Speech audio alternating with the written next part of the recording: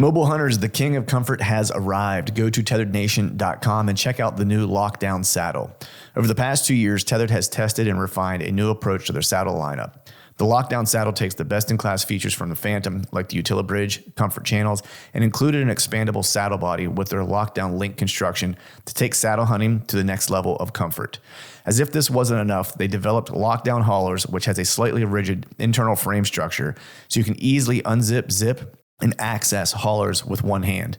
And if you're a guy like me with no junk in your trunk and have issues with your saddle staying put while you're walking in to hunt, the Lockdown modular yoke solves this problem.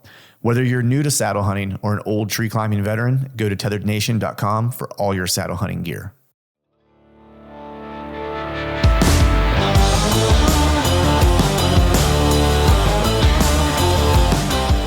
Welcome to the Truth from the Stand Deer Hunting Podcast. I'm your host, Clint Campbell, and you're listening to episode number 350. Today, I'm joined by my buddy Mario Trafficante of the Hunting Beast, and we're covering method, mindset, and recognizing patterns. So stay tuned.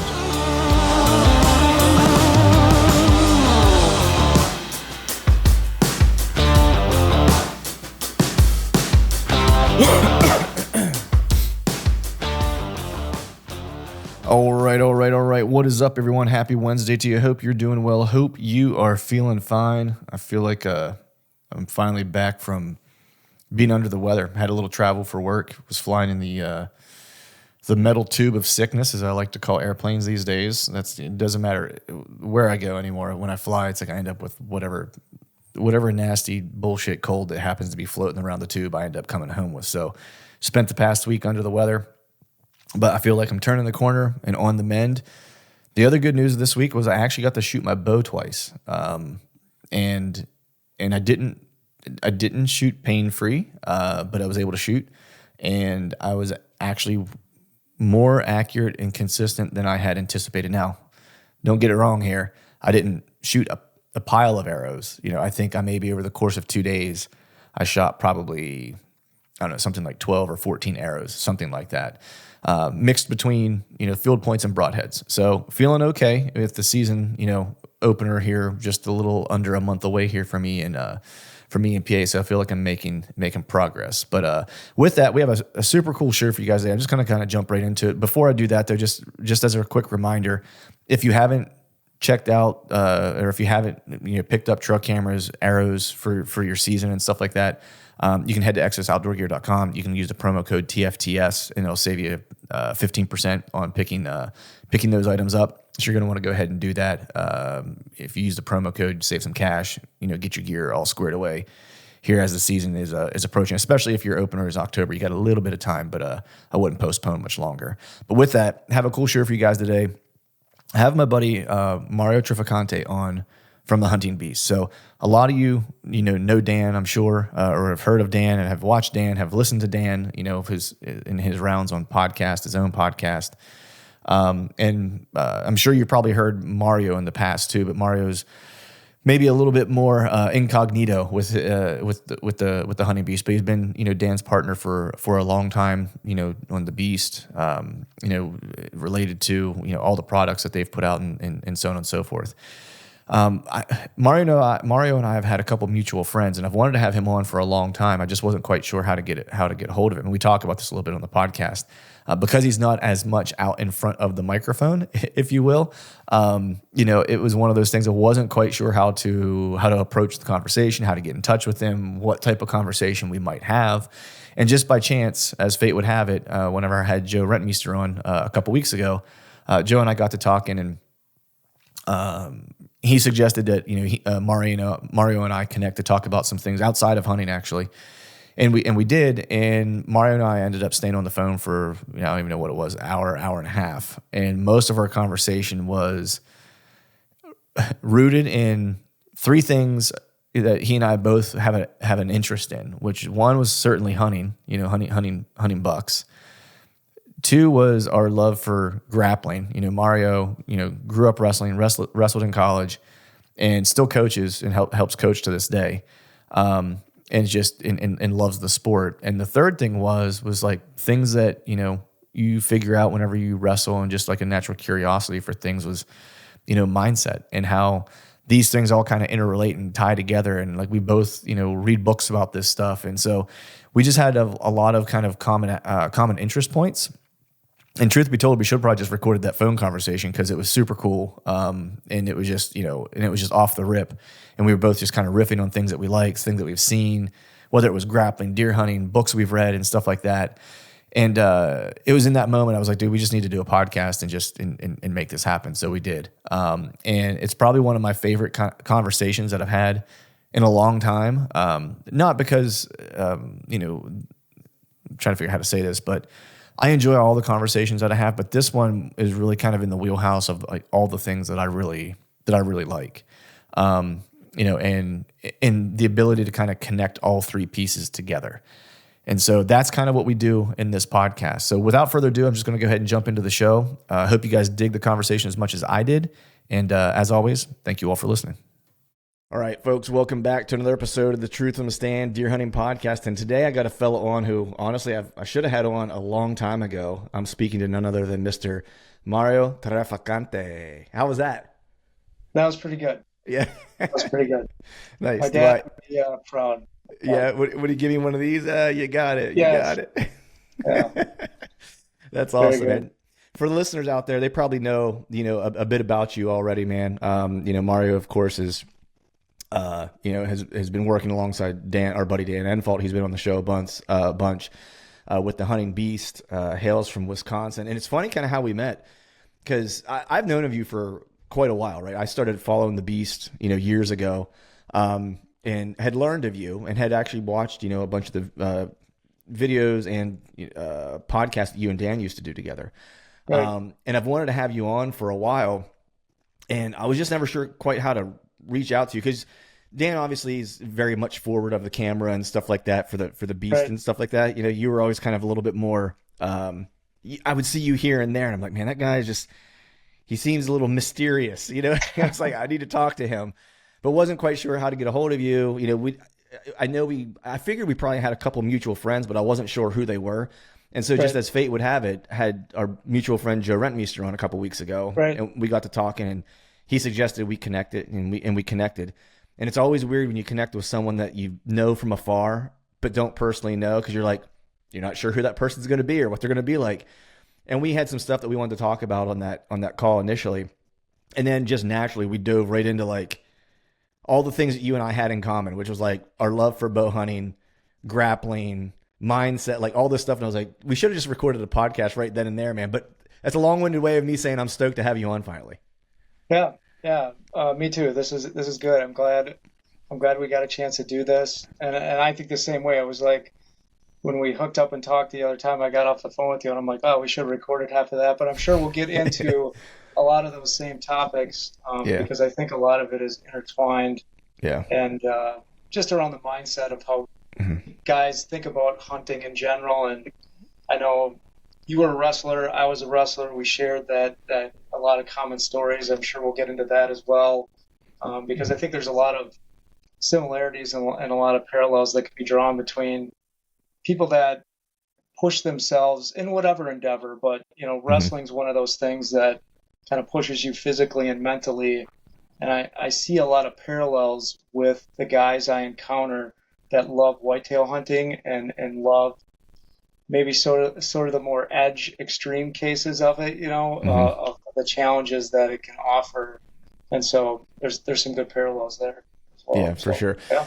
I'm curious, man. Like, and this, I just thought of this as you were kind of saying that. Did you always kind of see the connection between, doing things that were difficult, and the connection to bow hunting, or did that happen later for you?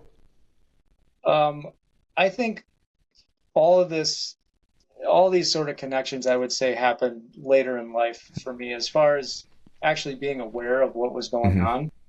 Um, to give a little bit of background, I grew up, my family, my dad originally came over from Italy, his dad before him, and then brought the family over. They migrated to the south side of Chicago. My mom and dad met there, and then shortly thereafter, in '76, they moved up to Wisconsin, and I was, you know, very young, year and a half old at that age. So effectively, I'd grown up in Wisconsin my whole life. The majority of my family is from from the south side of Chicago. So my dad and my grandfather had like a rich tradition of hunting small game. So they would hunt a lot of rabbits, a lot of pheasants, waterfowl. We would hunt geese. My dad and grandfather ran dogs. They had beagles, they had Springer Spaniels, we had labs. Um, so really grew up doing a lot of that as a kid. That was a big part of just what we did in central Wisconsin. I grew up near the Wisconsin River, near Lake Wisconsin, so there was a lot of recreational area to just spend a lot of time in the woods and a lot of time doing that. So my dad really he got introduced to deer hunting and bow hunting by friends that we met um, in the area when we moved to central Wisconsin. So that's so his introduction to it, and then turned into passion for it. Then was passed on to me because I would spend a lot of time. Really as far back as I can remember, as 4 or 5 years old, in the woods with him, in the woods with his friends. A lot of times on the river, duck hunting. We would go to Horicon Marsh, which is a big marsh, to do goose hunting and other stuff like that. But then started to share a passion for deer hunting. And I think back as, to answer your question as a kid, I wasn't much different than, a lot of other kids. You Right. grow up in a rural area. Um, we had like a small subset of friends. It was during the mid to late 80s and then that whole period of the 90s. So it was definitely a different time than it Right. was now. Um, and so I guess the things that we were into, I did a lot of fishing back then as well. That was a natural recreational time thing because the river was right there. We didn't always have access to a boat, but there were plenty of places where you could go from the shore, and then friends that would take us out that had boats. But I did a lot of walleye fishing, a lot of white bass fishing, crappie, striper, you name it.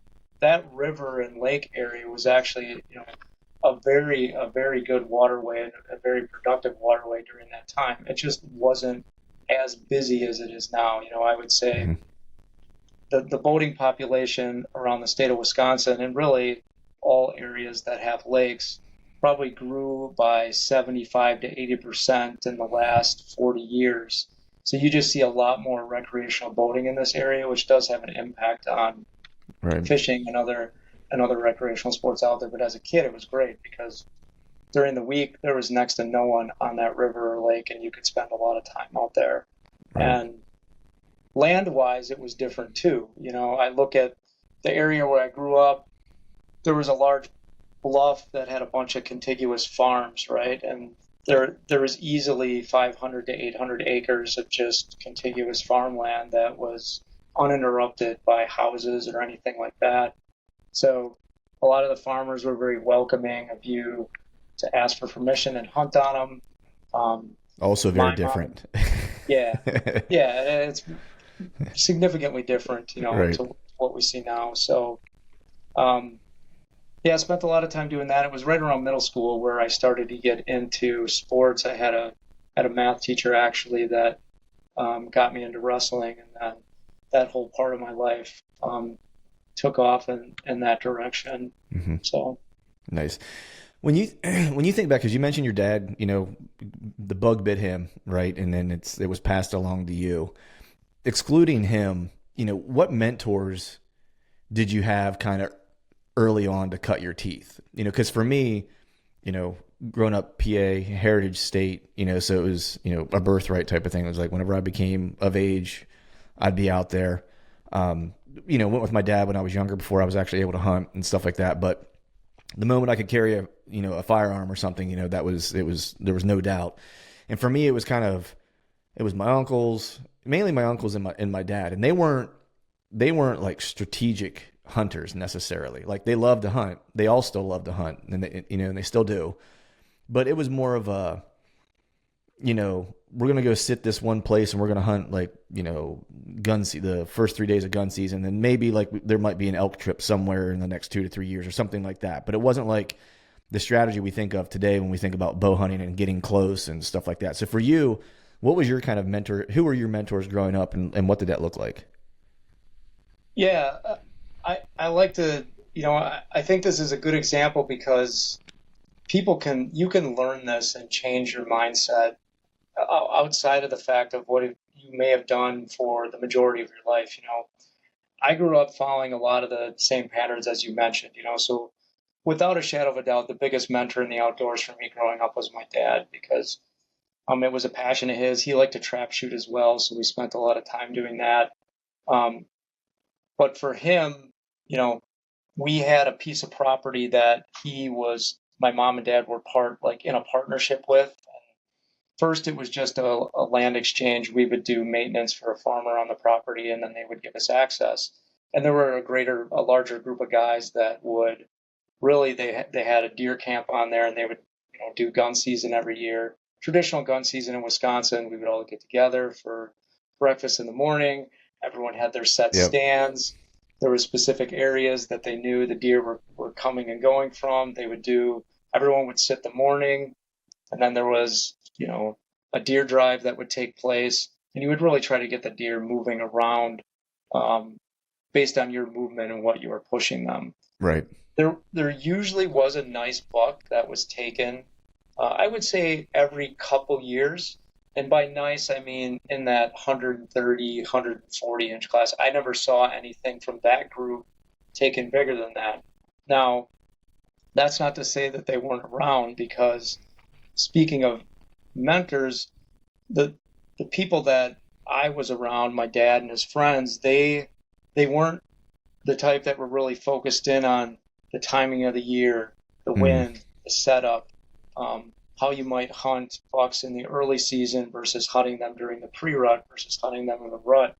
So I sort of laugh sometimes when I talk to my friends that I grew up with during that time and that hunted, like if I knew then what I know now, just because of how fertile that ground was with animals, Yeah. I probably would have had a chance to shoot some of my nicer deer during those windows in the late 80s and the 90s. Um, so it really wasn't until I was in college, and obviously I competed in wrestling all throughout high school. I played football. I was focused on school. That took up a lot of my time. So during the fall, I was very focused on that. Still bow hunted, still gun hunted, but I really didn't start to get into, I would say, the rabbit hole of bow Right. hunting until later into college when I was wrapping up my, degree. I was wrapping up my college wrestling career, and I had a couple individuals, the Schluter brothers, that I wrestled with. They're from like the Kettle Moraine area around here. And just being around those guys and listening to them, they had a wall full of giants. But you would listen to the nuances of like their stories and how they killed these things. And I still didn't really understand it very well back then in like 97, 98, around that time. Like, what are these guys doing differently than everyone else? Um, and then probably in the early 2000s, I really started to think about, okay, what are some of these other guys doing that are being more mobile? They're starting to move around. Um, and for me, it was really the friends that I started to associate with and hunt with all started to think differently about how we should hunt deer. A lot of us grew up hunting out of fixed stands. We started questioning, you know, every year we go sit in that fixed stand and these 60 deer are, yards away. Yeah. yeah, these deer are picking us off, or they're moving, they're moving in locations that are diverting us. We would scout them, see them in the early season, and then they would move around us. And we really started asking the question, why? Why is this happening? Um, I would say I still spent the better part of the next, 4 or 5 years stumbling around trying to figure out Hmm. what this whole mobile thing meant.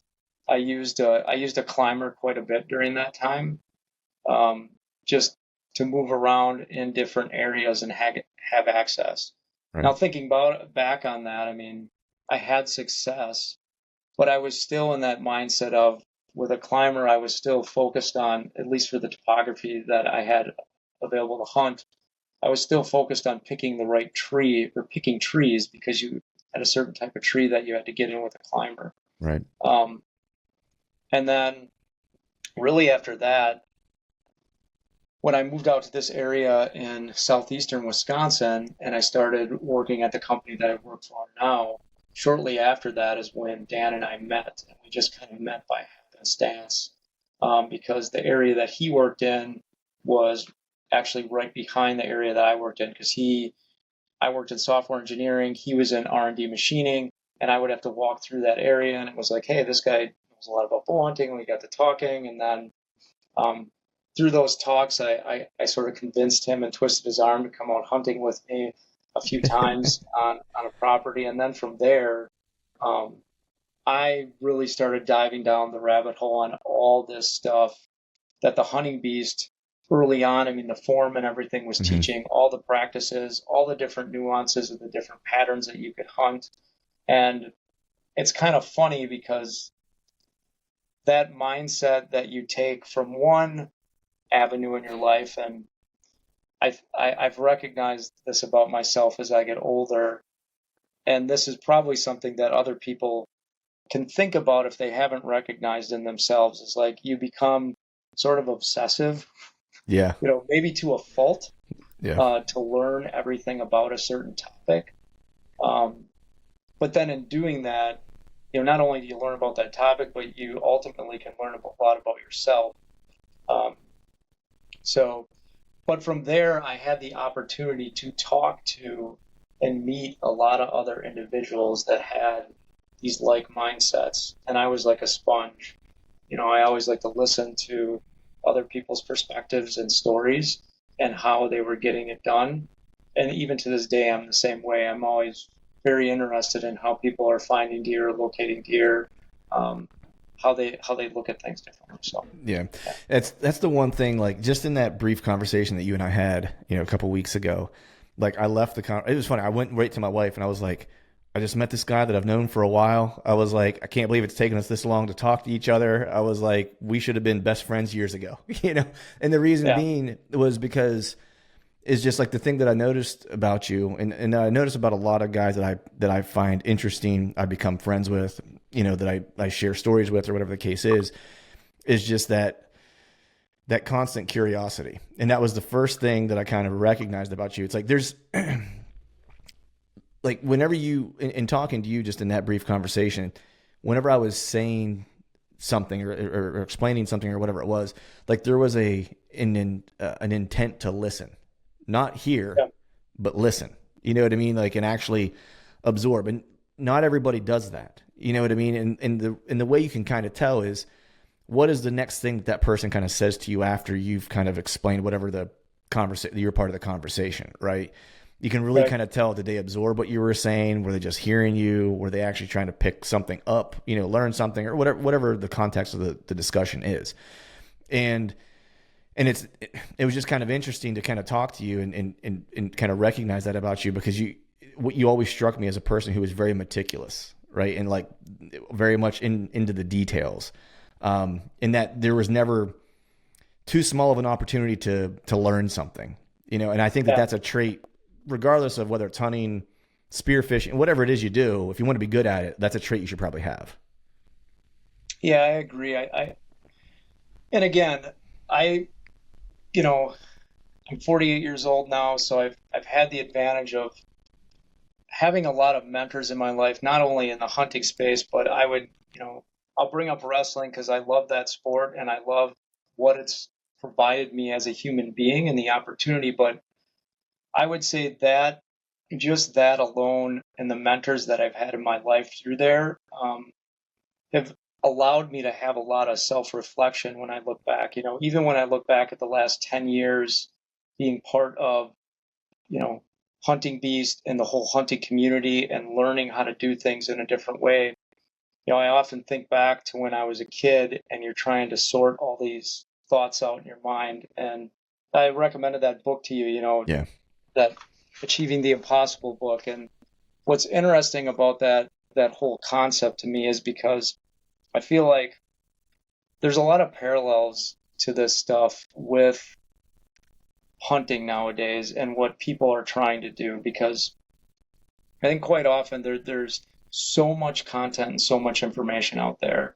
Um, I like to ask people, how are you going about consuming that content, and what type of information are you consuming, and then what are you actually putting into practice to make yourself better every day. I'm kind of a very, very habits driven person, Hmm. so back when back when I first started with wrestling, obviously I fell in love with it. For me, it was the physicality of it, the challenge of it.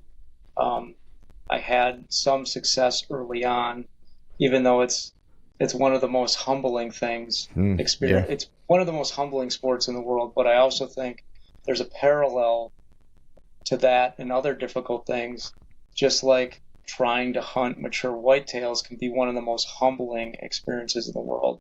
So, what I like to tell new hunters or people coming into this is you have to have a mindset where you can't focus everything on the wins and the losses through that journey. And if you put yourself back in that, I'll just call it like a juvenile mindset or kind of an unaware mindset, you often you often put a ton of pressure on yourself on the success or failure of any one event. 100%.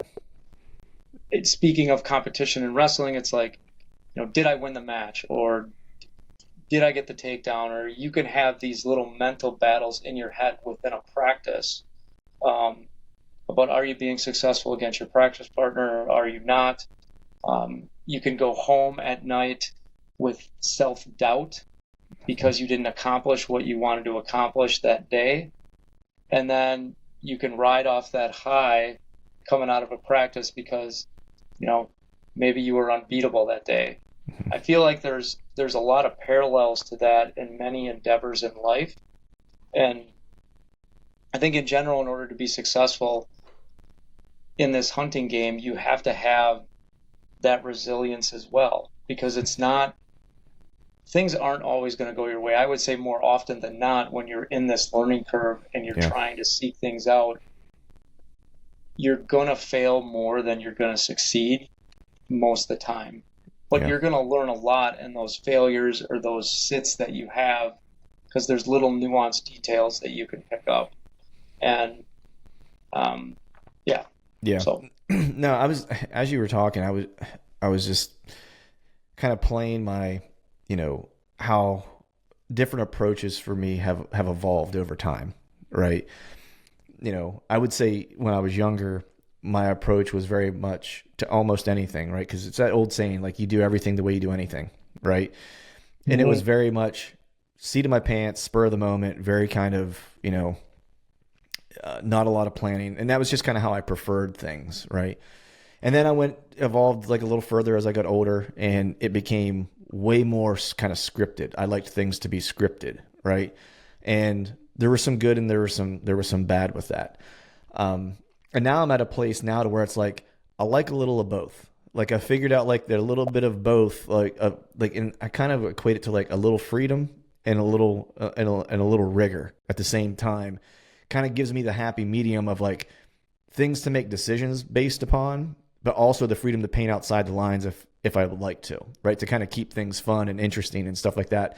And as you were kind of talking, I was thinking, what were some of the things like for me most recently that made a big impact for me, in hunting? And people listening to this are probably like, when are they going to share like these secret strategies that only you can find on the Hunting Beast forum? You know what I mean? Like, but the thing is like what we're talking about is actually the secret. You know what I mean? It's Yeah. the mindset, it's the application, and the thing that changed for me, and this is for anything, is when I started journaling my hunts.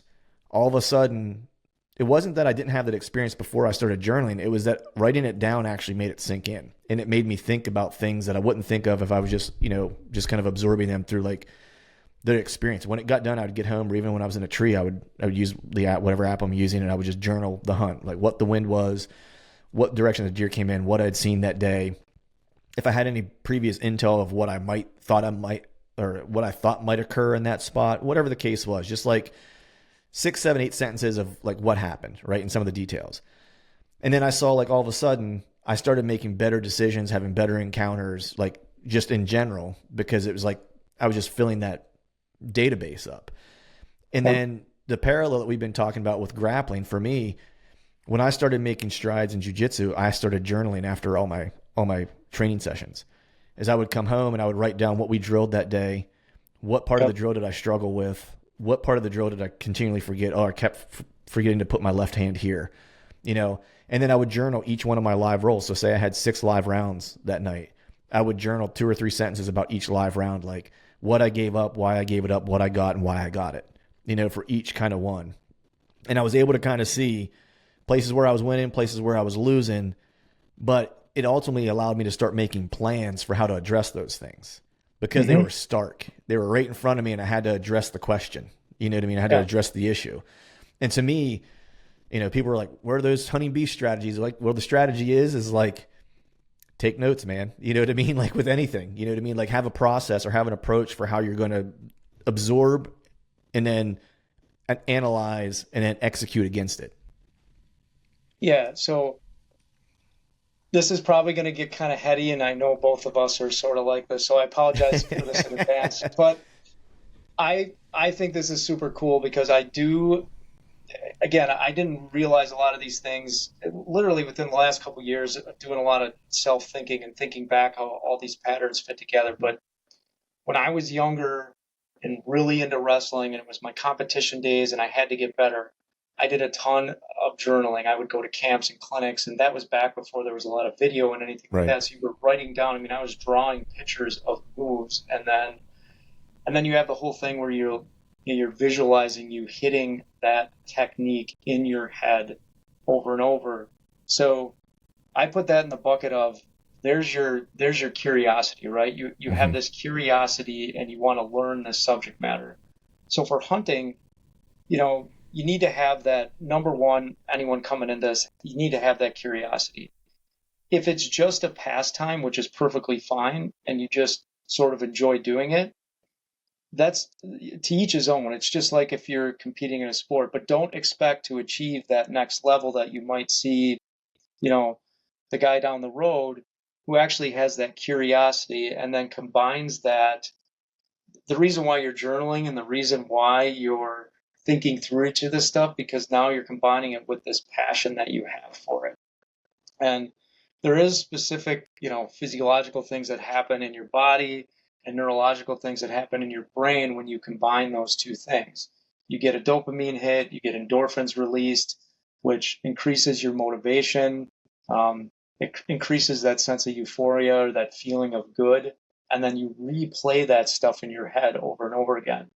So for me with hunting, when I have followed a similar path. When I really started to think about, okay, I used to think that getting a big buck was, that if you had the chance at it and you were lucky to see one, all that, that was great. We all Right. kind of, to some extent, came from that mindset.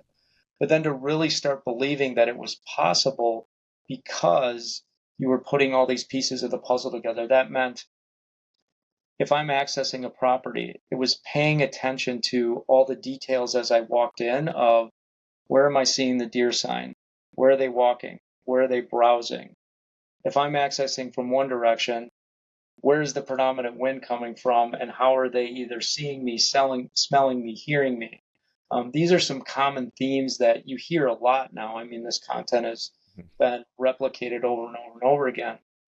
But for the individual just learning it, I think it's putting it into their daily practice. So there's a lot of stuff that you can do mentally to prepare yourself for that. Listen to podcasts, read books that give you a different perspective.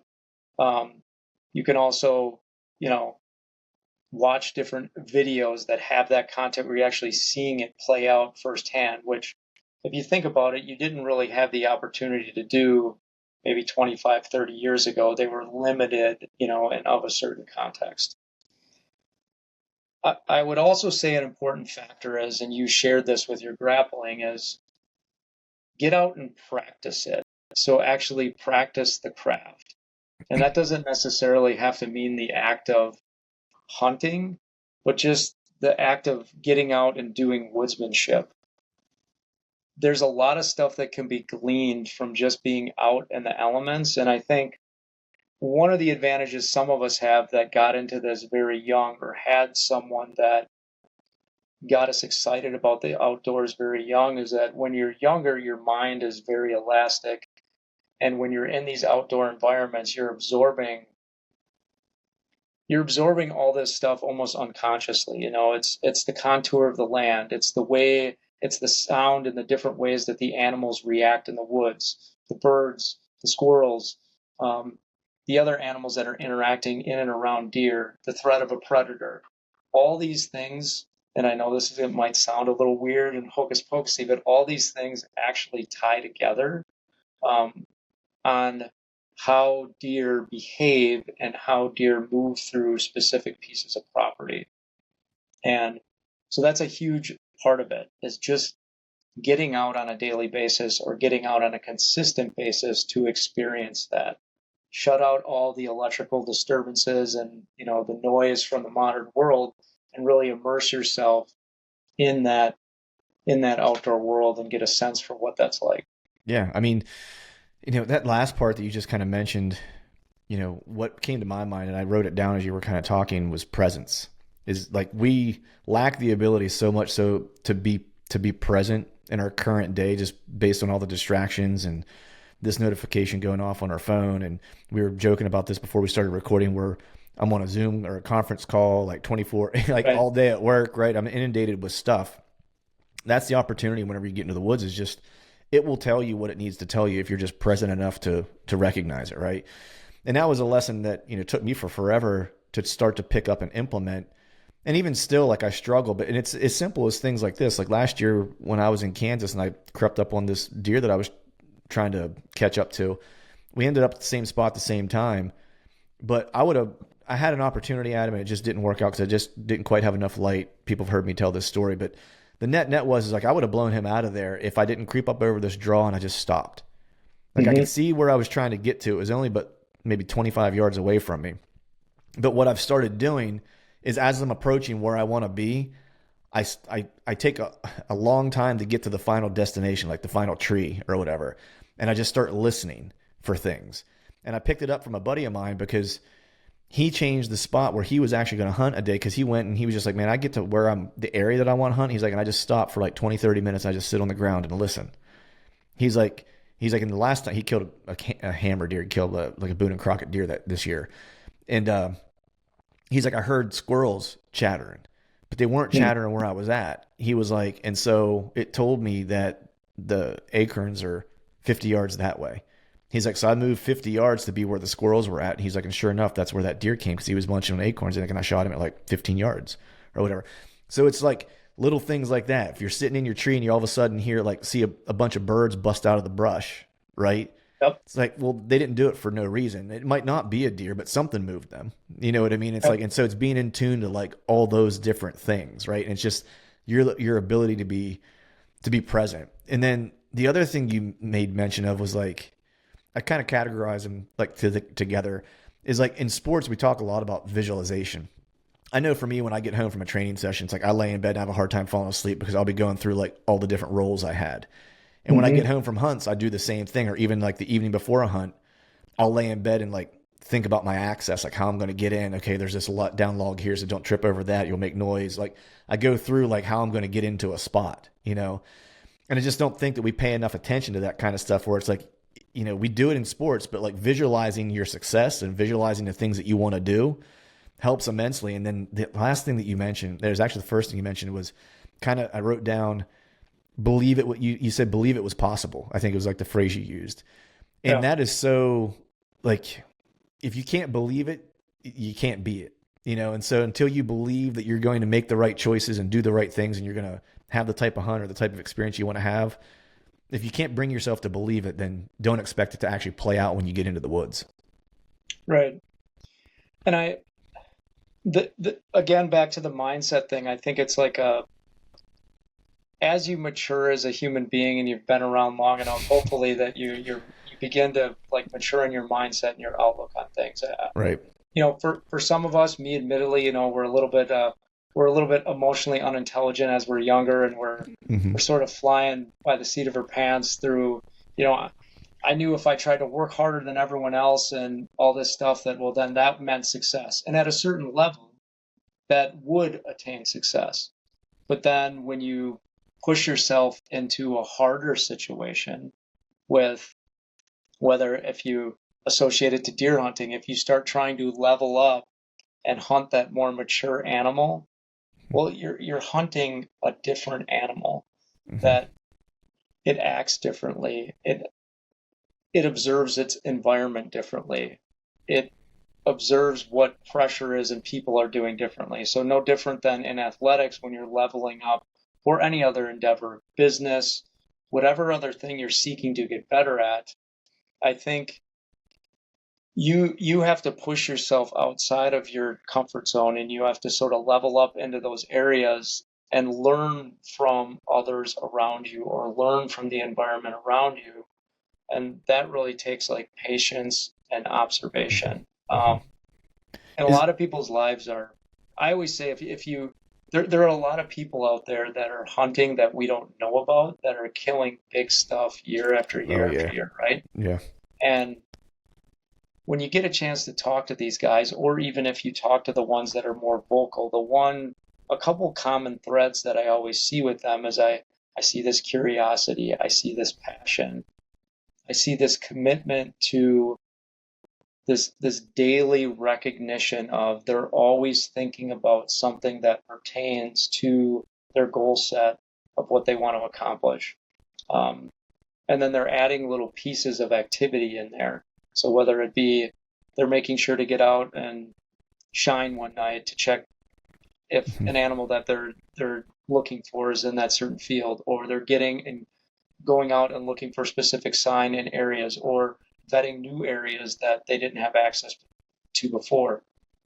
Um, and then they're combining their journaling. So I like to break it down. It's like you have all this content out there digitally now and in books that you can read. Do something mentally to better yourself. Step one. The second thing is do something active, like that's participating in the actual sport where you can better yourself and get the learning group. You don't have to know everything. Go out and start looking for sign. Go out and start looking for browse. Go out and start identifying a bed. Now you might find a deer bed. Now you might not know the relevance of it for you have to consider timing of year. You have to consider food sources. There's a whole ladder of things that you can start considering about why that animal is there during that time. Is it a buck bed? Is it a doe bed? Is it a food based bed? Is it a rut based bed? Um, but just the act of going out and actually finding that stuff initially and then repeating it on a consistent basis is going to give you more confidence. And um, it's funny in the mobile hunting industry, I would say in general, there's a lot of talk about reducing weight and being lightweight, walking far distances, you have to be mobile and all this stuff. And I chuckle sometimes because there's a fair amount of people that are out there focusing on physical fitness. But I think another big factor to this whole game is taking care of yourself Yeah, physically. yeah. Um, because I think it plays a huge factor in your mental game when you get that situation that you described, when you get to that last 100 yards or 75 yards, or you're doing back to back hunts and you have to push through maybe that being physically tired or mentally tired. If you're preparing yourself all year long for that physical and mental strain that you're going to experience during the season, you're going to be better equipped to be successful because your mind isn't going to wander. Your mind isn't going to be cloudy. You're not going to be physically tired when you've gotten to that area that you really want to hunt or you see that sign that you're in. You're going to set up quieter. You're going to be calmer. There's just a ton of benefits to it. Yeah, I mean, it's no mystery, right? Like anyone who's done any kind of athletics or sports of any type, it's like we've all been there where we've hit the wall where it's like you hit that point of fatigue where like your mind starts to go blank, like you stop thinking, you start making mistakes, you know. Like it happens to me 4 nights a week in the gym, like just because like I roll till I tax myself. Like I'll roll, I think yesterday I rolled 7 rounds, which is 42 minutes.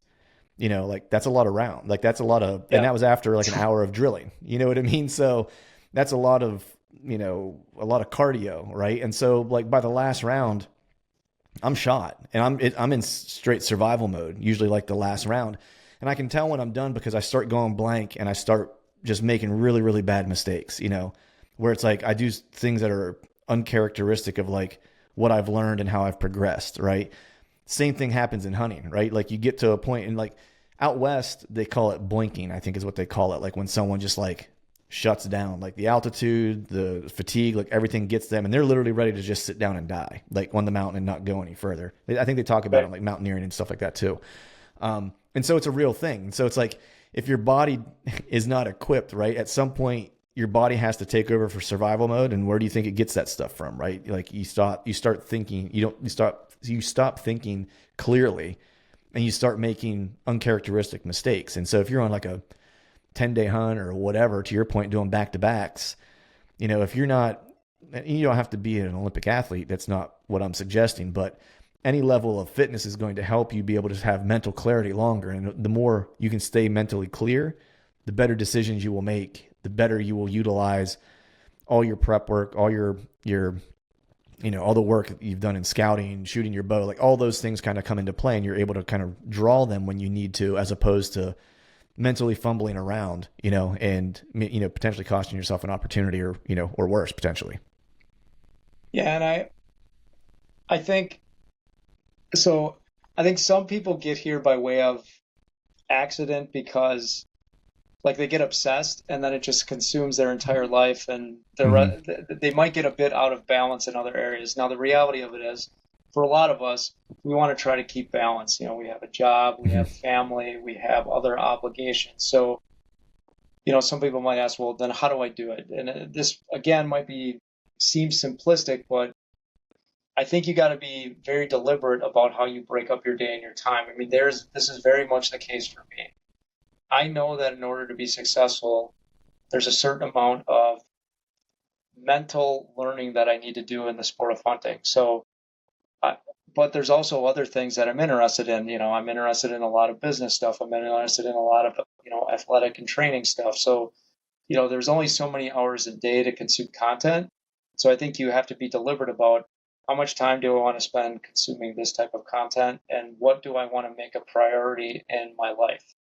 Um, and you can make something, for example, you can make hunting whitetails a priority in your life and still not, brush aside your family and your Right. friends and everything else. You It's don't have, possible. it's possible, right? But be deliberate. So pick a certain subset of content that you want to learn, write it down and say, hey, I'm going to consume this much of that content. And then as far as your physical, again, you don't have to do full on, 3 hour training sessions a night and be into it that much. I mean, guys like you and I enjoy it. Mm-hmm. So I waver towards working out a lot because it's a habit that I enjoy doing. Mm-hmm. Um, and it changes as you get older. You have to work things differently and work out differently. But pick something to do physically that you're touching that point of it. And then schedule time where you can actually get out in the field and test some of these theories out. I don't even care if it's in the middle of the summer and you go out to whether it's your private land that you own or a section of public that you have, but you run through some of these scenarios in your head. You talked about how deer are moving out of certain positions on the land, or you're visualizing that, buck is bedded here and he's going to move out in this way.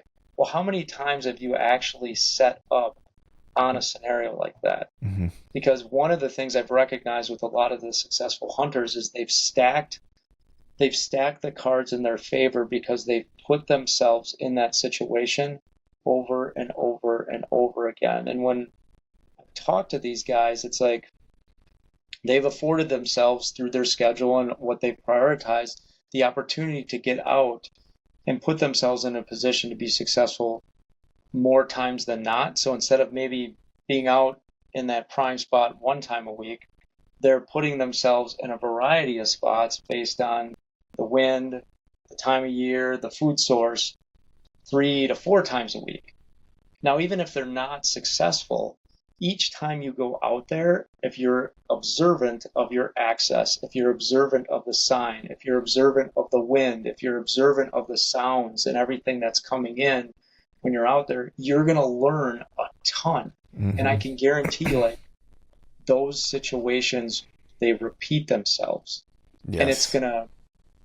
it's going to be beneficial for you down the road. It's all going to kind of come together and click in your mind, because you're almost going to unconsciously be like, oh, wait, I see this pattern here with how this trail comes off on this elevation. And I know that there's a thicket back there. And because I scouted the backside of that last year, I know it's pretty good bedding.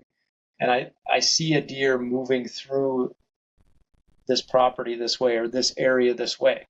And a lot of times that's the most important part when you walk into an area. How do you isolate it and shrink it down to that 50-yard radius or 75-yard radius, and really think about how that animal is going to move through there, because that gives you the ability to kill it. Assuming that you haven't actually laid eyes on it, because that's Right. kind of a whole other factor of Right. it. Right. Yeah. Yeah. It's quality over quantity. It's kind of like what I've grown to learn because, I'm trying to figure out how to say this.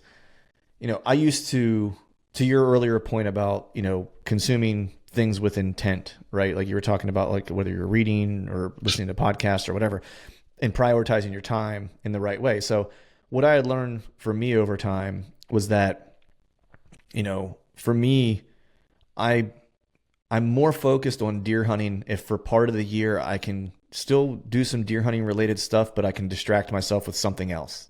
That way when I come back to it to where it becomes my thing come like September, that I'm like energized and I'm all in, right? And I've learned that over the past several years because I started getting to a point to where like hunting season would hit, and as the hunting season was hitting, like I was almost already burned out. Like I was almost already like I've scouted so much, I've done like all the trail camera work, I'm shooting my bow, like doing everything. I was just like, and I'm already tired. And so that was really like for me, like where jujitsu kind of became a blessing because it became like something else I really loved, but also was a distraction to where I would do hunting stuff in like almost like micro sprints. But it wasn't like I was doing it all the time. But whenever I was doing it, I was so dialed into what I was doing, I got a lot more out of it than I was getting out of it several years ago when I was spending 3 times the amount of time doing it. If Yep. that makes sense. And so, and so that's kind of been like the new leaf that I've kind of turned over is that I focus now on the quality of what I'm doing versus the quantity of what I'm doing. And that's how I've been able to kind of fit more of the stuff in that I like. Cause to your point, it's like I have a family, right? Like they need me and need my time. And that's the priority. I love training jujitsu, but there's a transition coming because hunting season is getting ready to come. So it's like, I'm going to scale back the number of days I'm at the gym so I can maximize my time in the field. And then I'm all in whenever I'm in the field, like during, September through like December, essentially.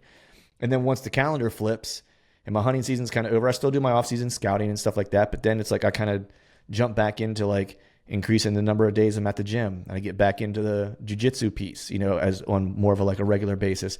And I've found that having a distraction is good for me because I will drive myself bananas if I have like one thing and I become kind of myopically focused.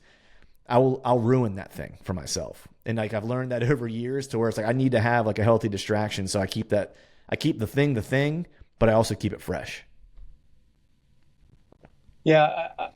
With a lot of the stuff that I've read lately and been thinking about, I think a lot of it ties into how we identify ourselves. Again, for people getting into this, I think, a lot of people are searching for something that they can stamp their identity on. Like, Yeah.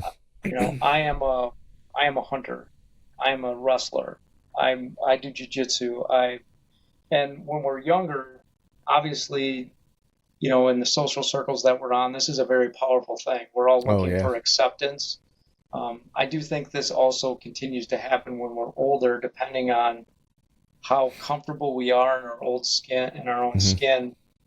And I shared uh, this with you before. I remember I was watching Terry Steiner, who was the head USA women's coach, and he was giving a talk to the women's national team, and he was talking about how you know, in these endeavors to achieve these great things, like it should be something that you want to accomplish in your life or you want to be part of your life, but you shouldn't need it to be Hmm. part of your life to function. So, and it is an interesting mindset because when you talk to younger athletes, if you've ever done any coaching, talk to younger athletes or talk to, again, I have a, I default to athletics, but this could be any Yeah. endeavor.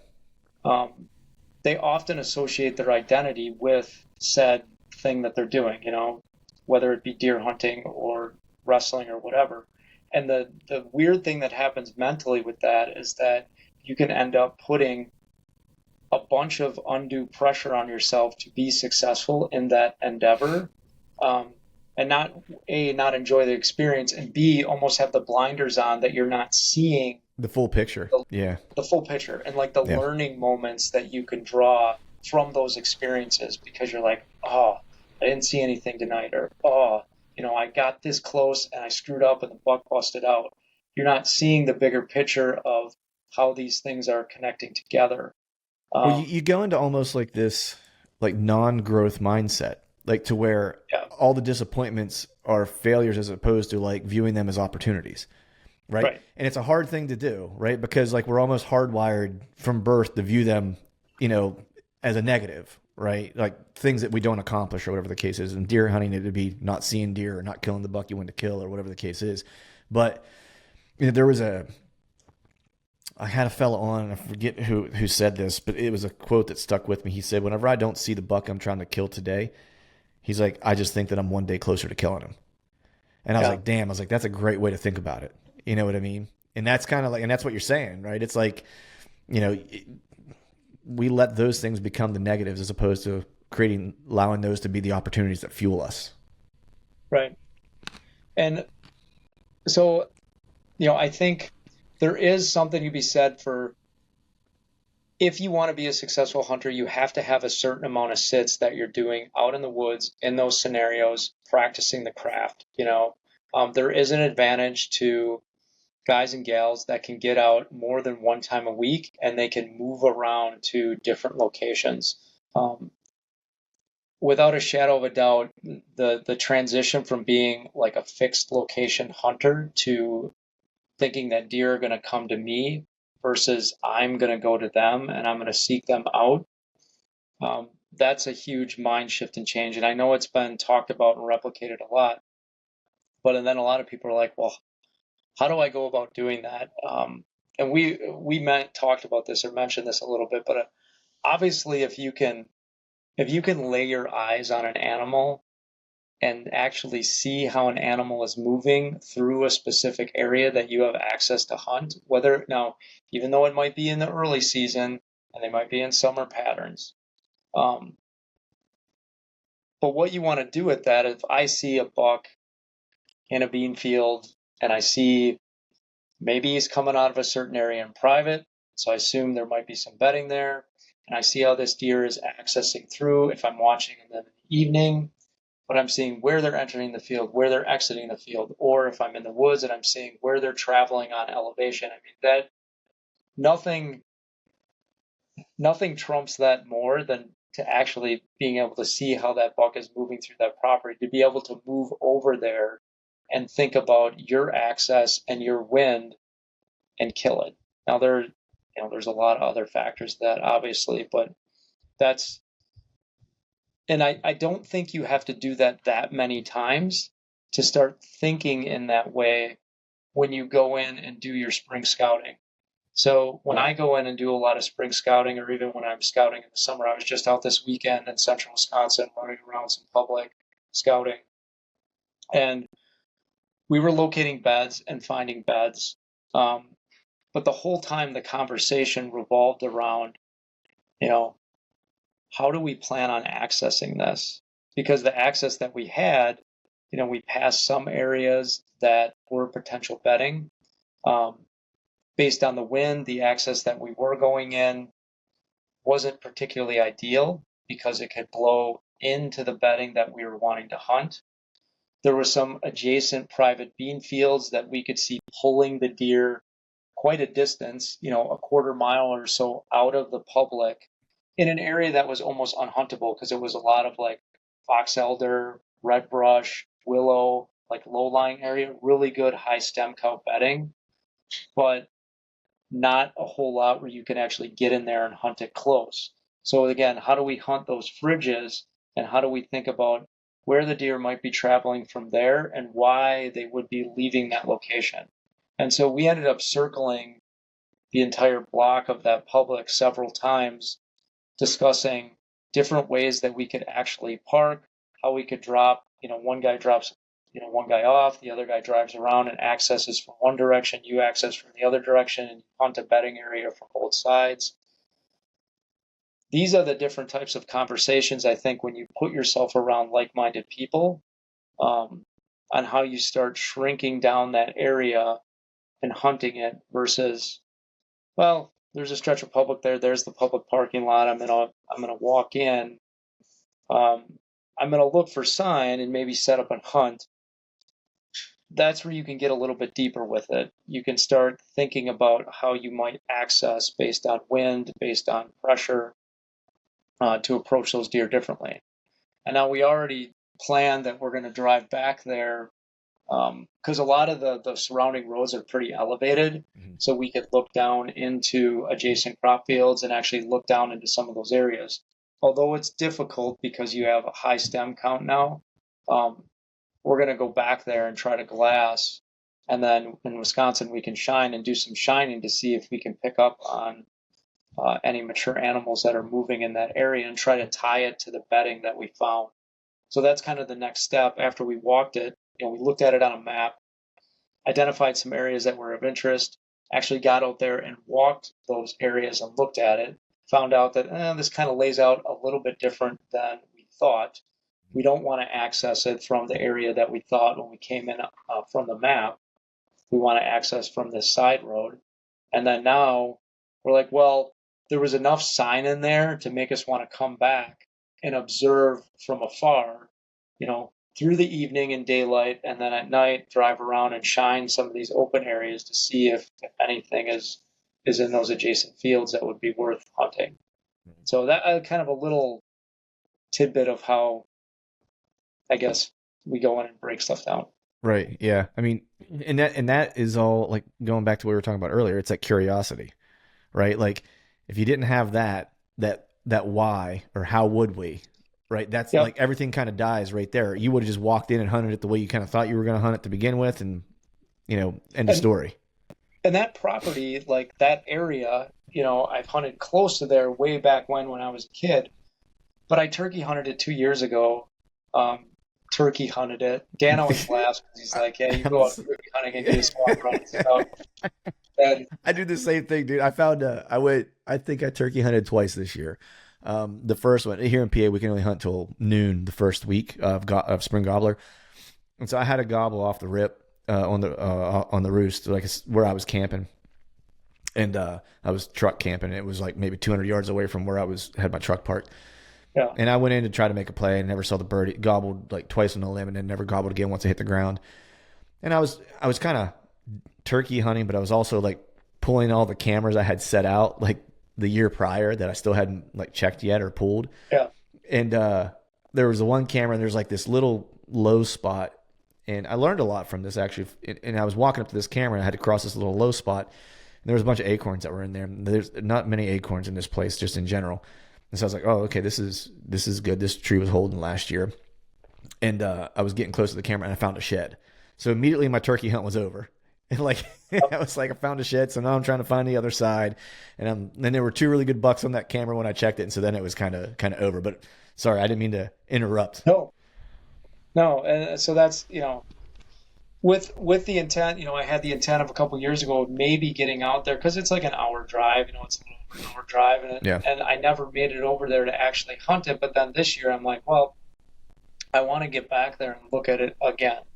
And I went out there with one of my other friends, Kurt, and we walked it. And so, will I get out there this year?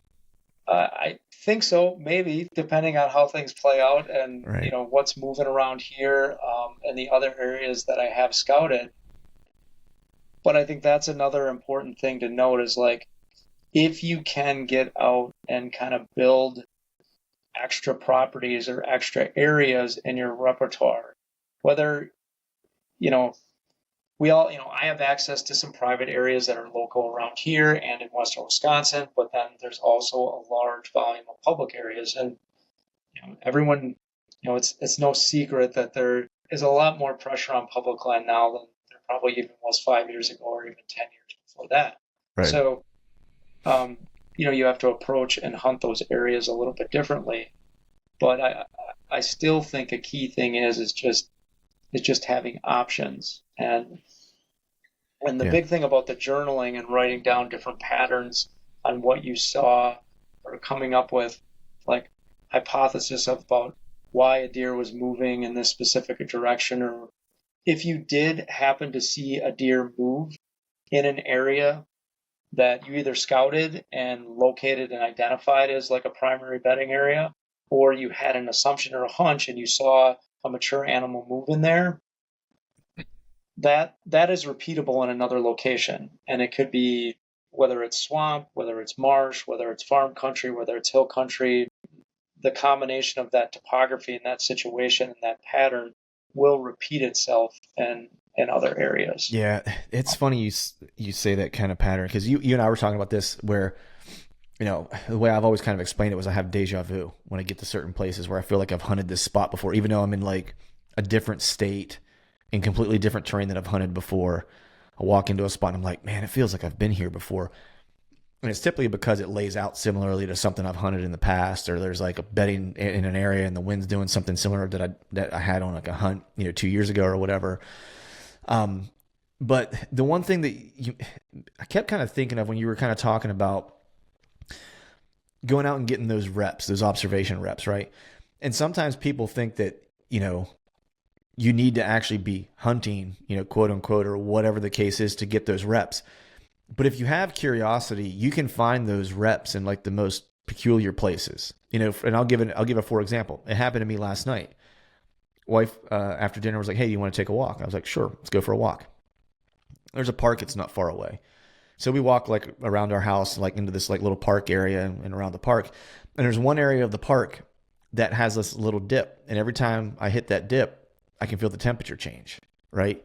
And well, why is that? Well, the sun's going down a little bit and the thermals are dropping and the wind gets a little windier right there. And and I can feel it all pulling down into this like little block of timber that's behind me. And I always kind of take notice of like, where's the sun? What was the prevailing wind doing whenever I was walking? Not that I'm going to hunt that spot, but it's just more of like that mental rep of like recognizing the thermal is actually changing based on the time that I'm out there. Where's the sun hitting the ground? Where's the sun not hitting the ground? Which way was the prevailing wind? What is the wind actually doing where I'm standing based on the wind and what the thermal is doing in this spot? And it's just taking that mental rep of being able to like calculate all that stuff like right away and notice it. And so it's like, it's just those little ways. The other way I do it too is when I'm driving, I take notice to where the deer crossing signs are. And I picked this actually up from Jeff Sturgis. It was like one of the things I picked up from him. He's like, if you see roadkill, there's a reason why deer are crossing there if it's consistent. He's like, figure out why they're crossing there, and I guarantee there's like a habitat or a terrain feature that's for the reason why they're crossing at that specific spot. And so it's things like that I'll look at when I'm driving. Like I'll see roadkill and then I'll see a deer sign, and then I'll look on the map, but like, oh man, yeah, right there's a saddle that sits right there. You know what I mean? It's like, and not that I'll ever hunt that spot, but it's just more that curiosity of like understanding why deer do the things they do, and seeing it in a bunch of different places helps me make those decisions that much more quickly whenever I'm on a hunt somewhere. Yeah, that's sort of that ad hoc study that you can do, and we have the technology to do it because you can have a map right on your phone, and Yeah. you can have topography right on your phone. You can see it. You can understand how the land lays out. Um, that's another pattern that I see with a lot of good whitetail hunters is when they're driving around, uh, they spend a lot of time looking in the fields and sort of saying, "Oh, that looks like that kind of looks like a good area. That area is interesting. Let me look that up." Or Yeah. and even from a land access standpoint, because obviously you're curious on whether or not something's public, whether it has a public right of way, whether if it is private, maybe that person would give you permission. Is it worth trying to go ask? I think that's part of the daily curiosity / obsession with Yeah. always having it on your mind and thinking about how you could better yourself or better your situation if you're trying to get out there and hunt. Yeah. So I would agree. I mean, there's a couple like Kettle Hills, like it used to be undeveloped, but it's behind my house now. There's like 50 acres that they all developed. But on the two sides of this, talking about thermals, one day I was just up on the hiking trail, just sitting there in the morning, and when the sun was coming up, you could see, the sun's hitting the side of the hill, and you can see the thermal like all pulling up off the hill, and you can actually see the heat rising off of there. And then there's I call them the tamed herd of deer that kind of live back there Right. now. But Right.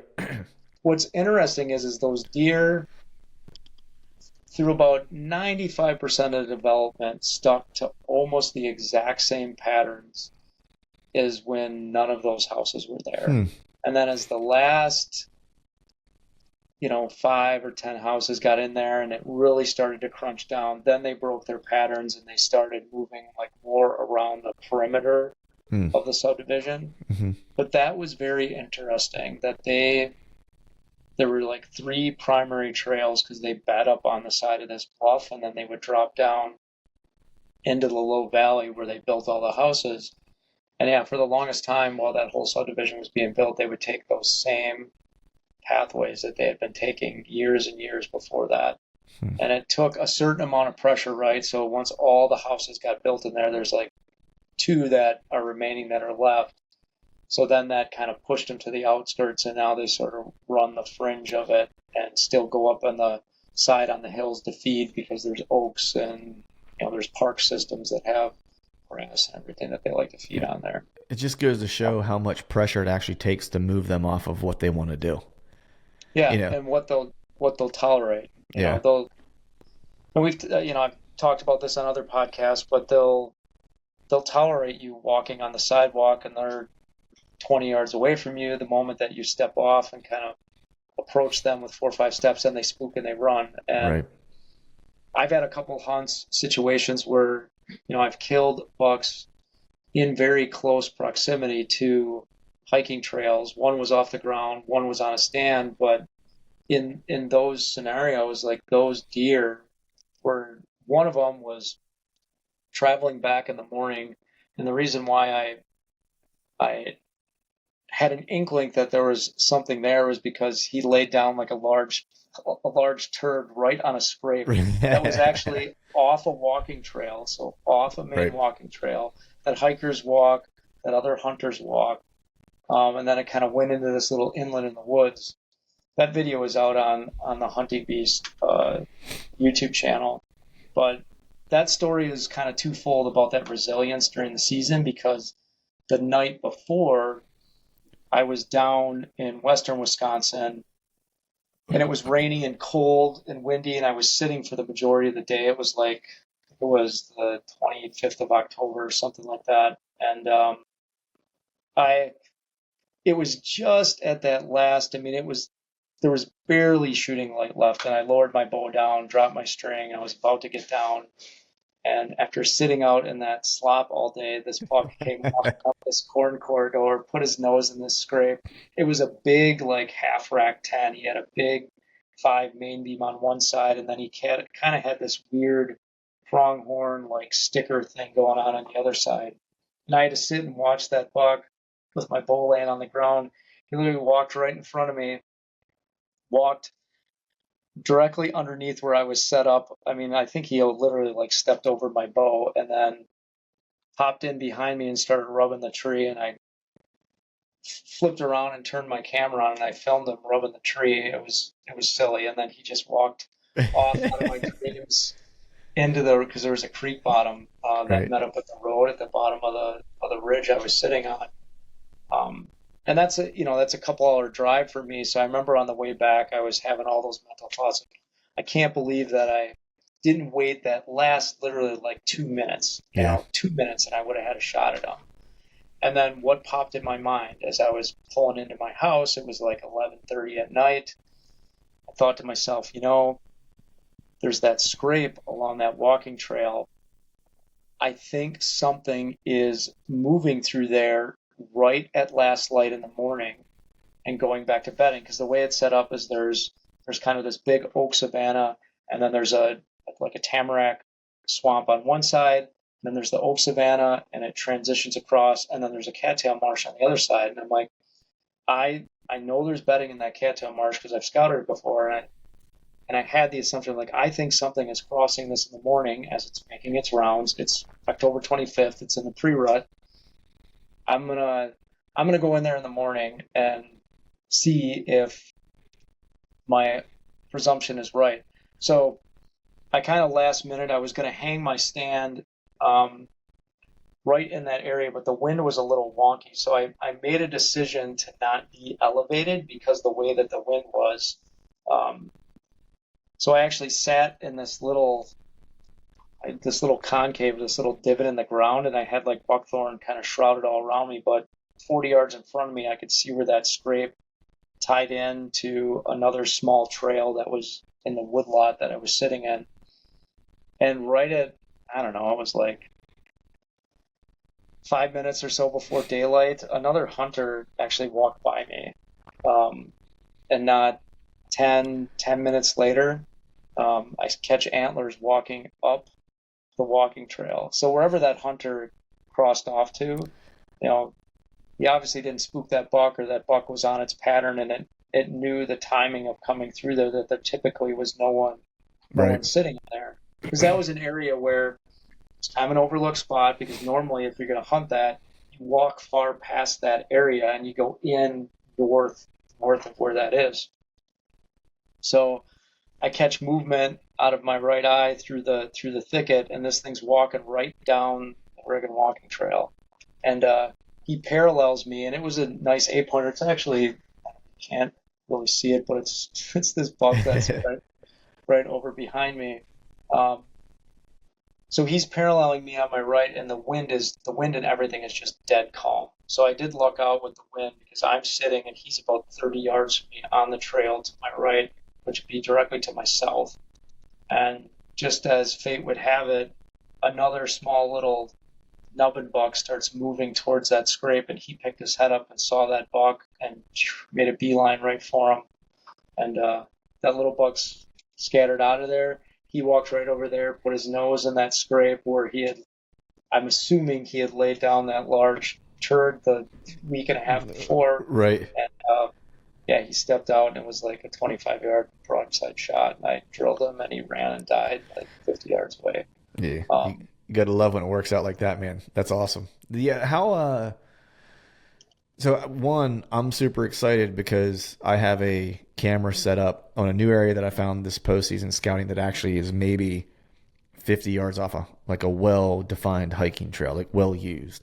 And the reason why I stopped there is I saw like a big rub, and then there was just like a hammer scrape. And I was like, man, I don't know how I feel about this. It's like, this is a little closer to like human traffic than I like usually.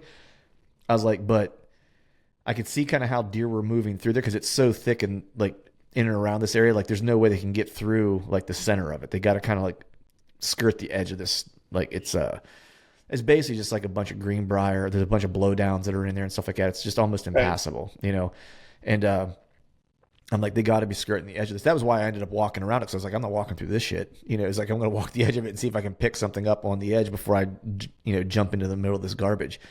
And sure enough, just like hammer scrape and in a good rub not far away. And so I was like, all right, well, I'll throw a camera on this and we'll see what happens, see if I can get any inventory on it.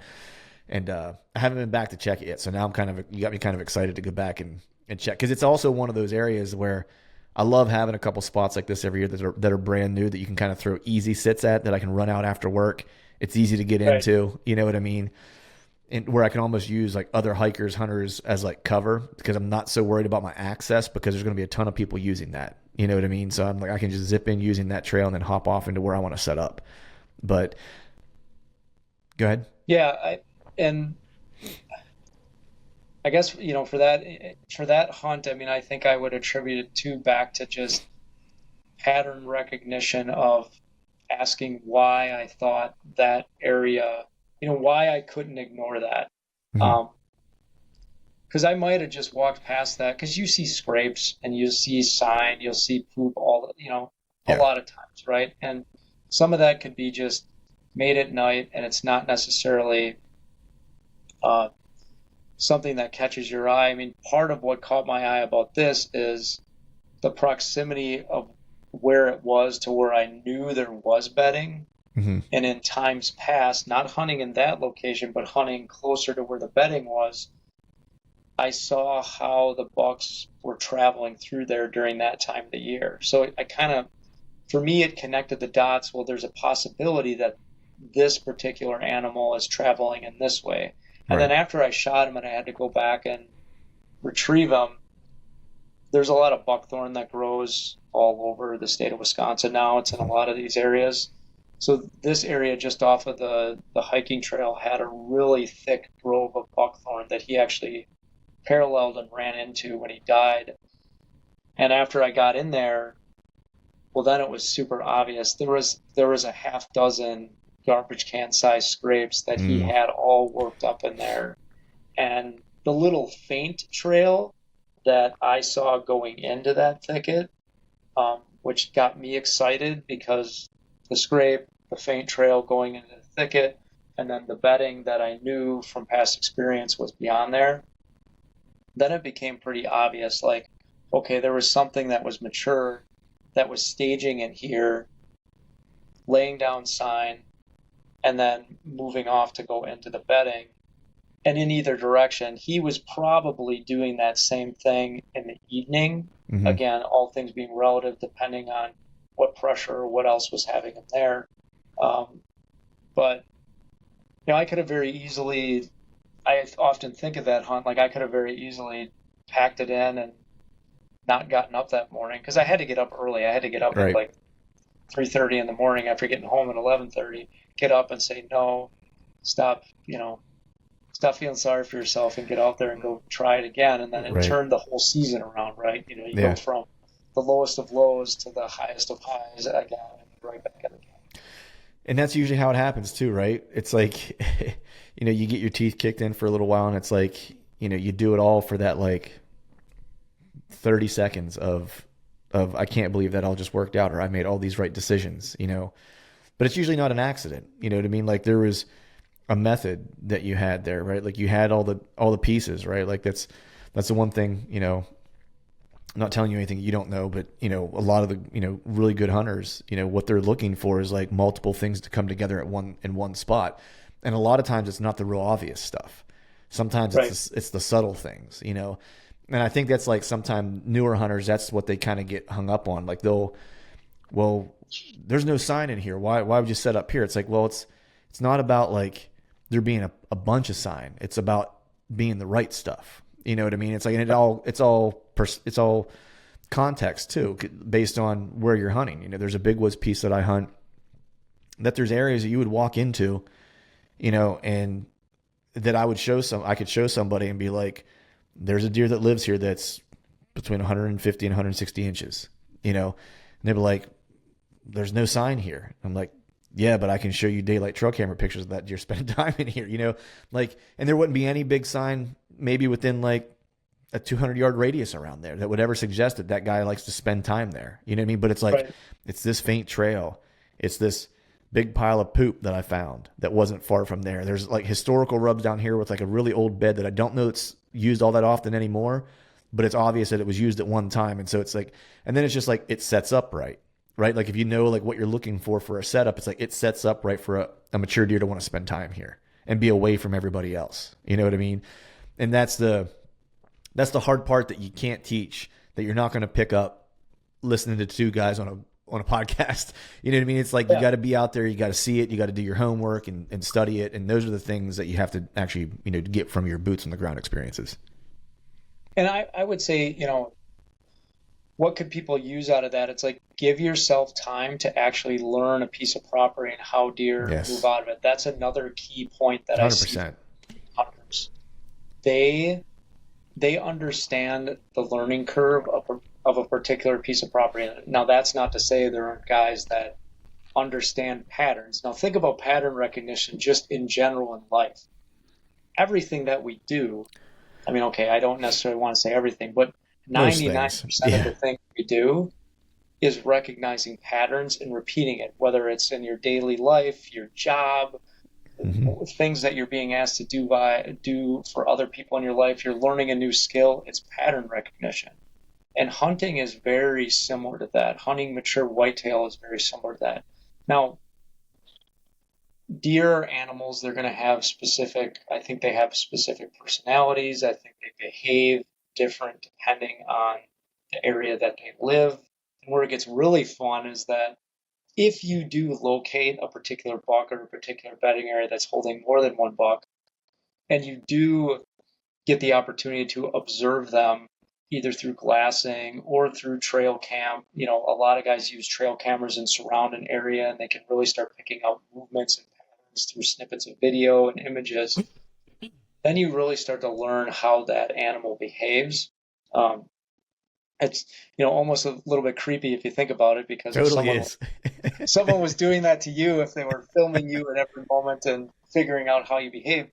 But ultimately there's a pattern there, and I've seen this with the people that I learned from, like the successful hunters that I've had the opportunity to hunt with and be around.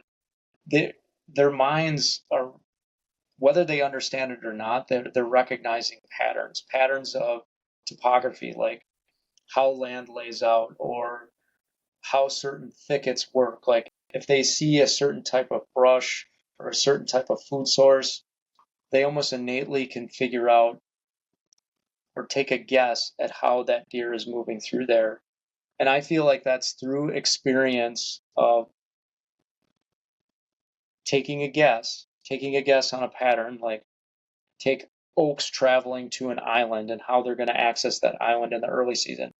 I think, that's a common thing that's talked about, and it seems like a fairly easy pattern to pick up on, but there is a ton of nuance into how those deer actually will access an island to feed in oaks.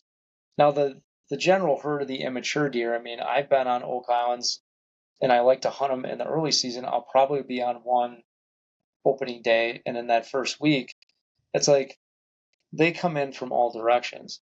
But the mature animals, they have a specific way that they want to come onto those islands. And, a lot of times that is off of a reference point or a narrowing that goes into a thicker area where there's bedding. But it might be a change in elevation too, a change in elevation that's higher or lower that gives them an advantage of a little bit of a change in the wind or a change in the thermals or a change in how they're seeing things. Um, a lot of times they key off of other deer if you're hunting one of those areas. I've been in like the central part of a set of oaks in the early season, and I've watched all the other deer come in and how they behave and spook. And your ability to be in there and not be detected can play into whether or not that mature animal is going to come in, or whether or not, I was getting a mature buck on camera all the time during daylight. The moment I would slide in there to hunt, for whatever reason, that thing, he knew I was there, Right. because he would, I mean, we're talking, I studied the wind, I studied different access directions. Every time I would go in there to hunt, that thing would not show up, and it would end up showing up at, midnight, and it would sit down right in the middle of the oaks. Hmm. And then literally, 2 days later, he would be in there feeding on the same patterns of, I'd see other bucks that I saw on hoof on that island in shootable daylight, but that mature animal wouldn't. So they're just they're a different animal. In some way, they're recognizing that you're accessing it, and that's where you have to change up your game. You have to think like, how is this thing figuring out how I'm accessing it? Is he hearing me? Is he smelling me? Is there some way that I'm setting up that's tipping him off? Is there a location that he's actually bedding in that is observing my access that I'm not thinking about? You know, Hmm. and it might turn out that it's just too hard to hunt that area because you don't have a way that you can access it due to permission or whatever to get around him. He might be in the perfect spot. Yeah, he might just be bulletproof where he's at. You know what I mean? There's a it's funny. There's two things that you mentioned.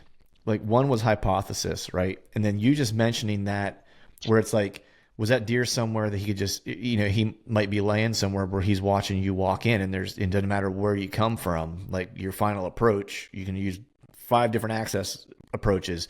But if you have to kind of get to a certain tree or whatever, and he's at the right position, it doesn't matter unless you're coming from behind him. You know what I mean? And then at that Right. point, you're just hoping your wind isn't going to blow you. Like he's always going to have you. And so I had a deer do that. It'll be it'll be 3 seasons ago this coming season. No, 2 seasons ago. And I followed him. Like I don't often chase a single deer. I usually am more of an opportunist. So, but this was one where it's like he was very unique, big deer, and I basically hunted him all of October because I was leaving in November, like to hunt out of state. And so, basically, my entire October was chasing him around. And there were at least three different hunts, if not four, where I was at a spot, and the closest was he came by like a half hour after I had left. You know what I mean? Like, so that meant like he was like right on top of me. You know what I mean? Right. Like, and it was a couple different times where it was like I showed up, and then it was like I hunted him, and then 5 hours later he came through. So it's like every time I was like at the right spot, we just could never cross paths for whatever reason. The last time I went in to hunt him in the one area where I had assumed where he was spending most of his time. It was actually close to this big primary scrape. And I climbed into my tree, and I got in super quiet, and everything was good. And I forget what happened. I had to move for something. And I kind of like did a quick check to make sure there was nothing around. And then I went to move, and all of a sudden there's a creek that was nearby, and I heard a single deer jump up off the other side of the creek, like in this, like there's a clear cut that's like an edge of a clear cut that's over there, and jump up and like take off.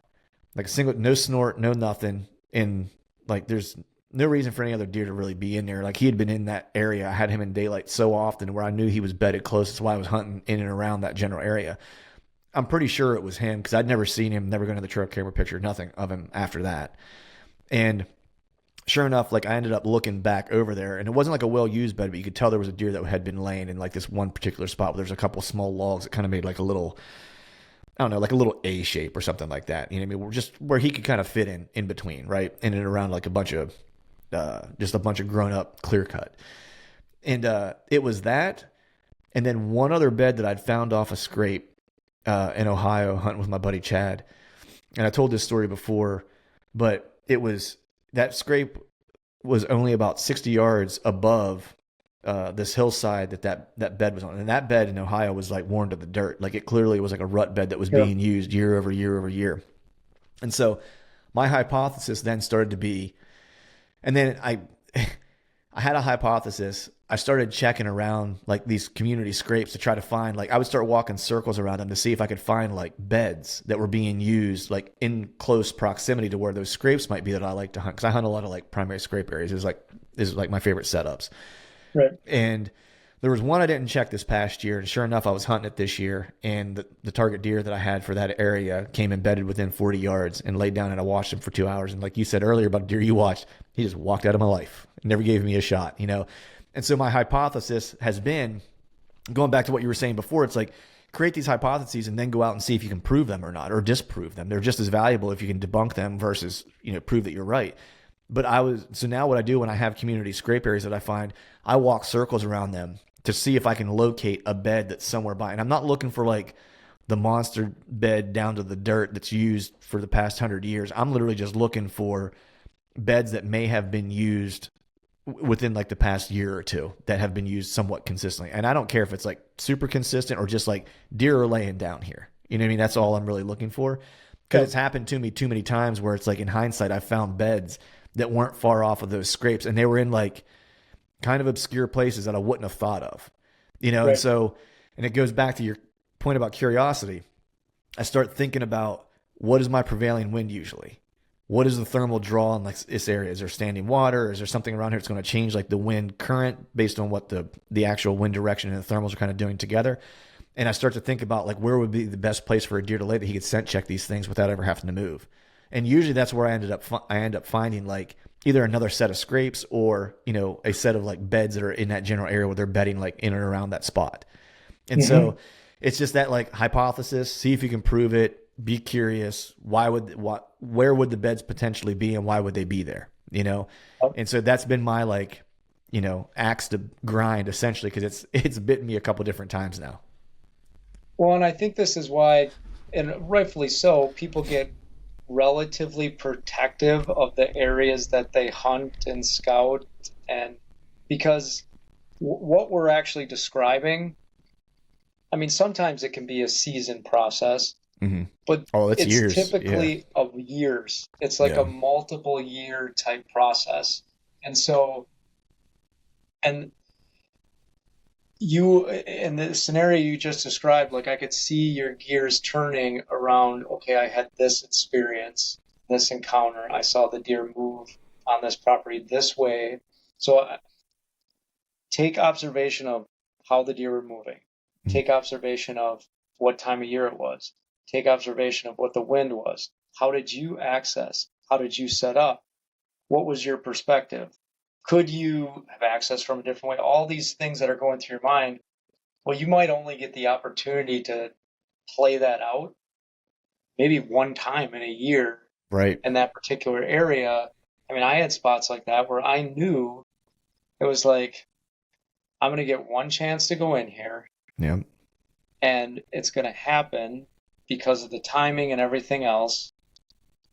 And if I screw it up, I have to be okay with the fact that I'm not going to get another chance. Yeah. It's not going to be as good as it was this very first time I was in there. Yeah. And there are all different levels of that. I mean, obviously,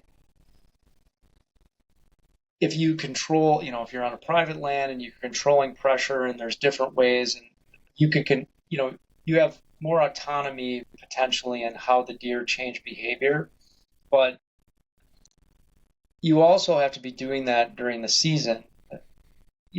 The spots that I am seeking to hunt right away in the beginning of the year are, to some extent vastly different, and this might be an obvious statement, than what I'm seeking to hunt, in the middle of October, late October, rut, late season. Like Right. everything changes based on that timing.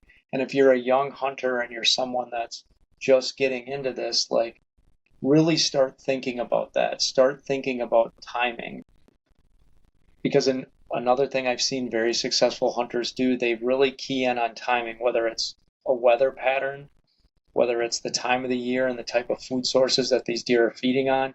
You brought up rut beds. Mm-hmm. Rut beds are something that I knew of conceptually, but I really didn't understand until I had a hunt.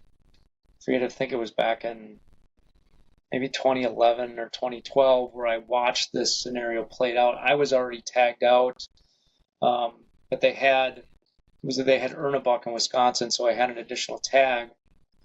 So Dan and I were talking back and forth, and I went back and sat in this island where this big primary scrape opened up, and there was a rub on this tree. And we typically would see action in here when the scrape opened up. And I went back in there and sat. Long story short, in the proximity of that island, I had a buck get up adjacent to me in an area where they typically would not bed during your traditional feeding cycle in the Right. early season. And that buck got up to give chase to a doe that was coming in to check that scrape. We've kind of told this story before, but this was like, all right, now I understand really what it means for rut bedding, because this buck is sitting there monitoring this scrape.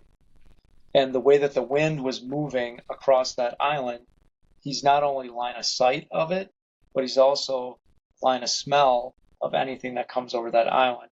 And then that was a smaller buck that got up and did that. He was kind of in the satellite, like little guy rut bed. Right. Well, not a minute later, a mature buck came charging in, and I was kind of sitting in this little open bowl, and he walked right into that bowl and he lifted his nose up, and I think my wind was kind of swirling in that bowl, and he froze right there, held up, stuck his nose up, and turned and ran off. So Right. he knew I was there, but Right. he's monitoring that spot specifically for doe that are coming in. Yeah. And those are areas like that. Pressure and everything being the same, they will repeat themselves year after year. I was just going to say that it's like when you get observations like that, those are things that you can, to your point, like if something doesn't happen, I don't want to say catastrophic, but significantly to kind of move them off of that, they're going to use that same spot. They're going to have a lot of the same behavior in and around that area. Because the spot that I was explaining, I've had 3 years in a row where I've had, the first year was the first year I kind of learned of it. I'd found it scouting and hung a camera and just monitored it. I hunted it a couple times because I knew there was a good deer that was in that area. And I just kept missing him for like a day or two. And there were specific dates that like this scrape like heated up and I paid attention to it. And then the second year, actually, this might be the fourth year that I hunted it. But regardless, I had like 2 seasons where it's like I had encounters with really good deer.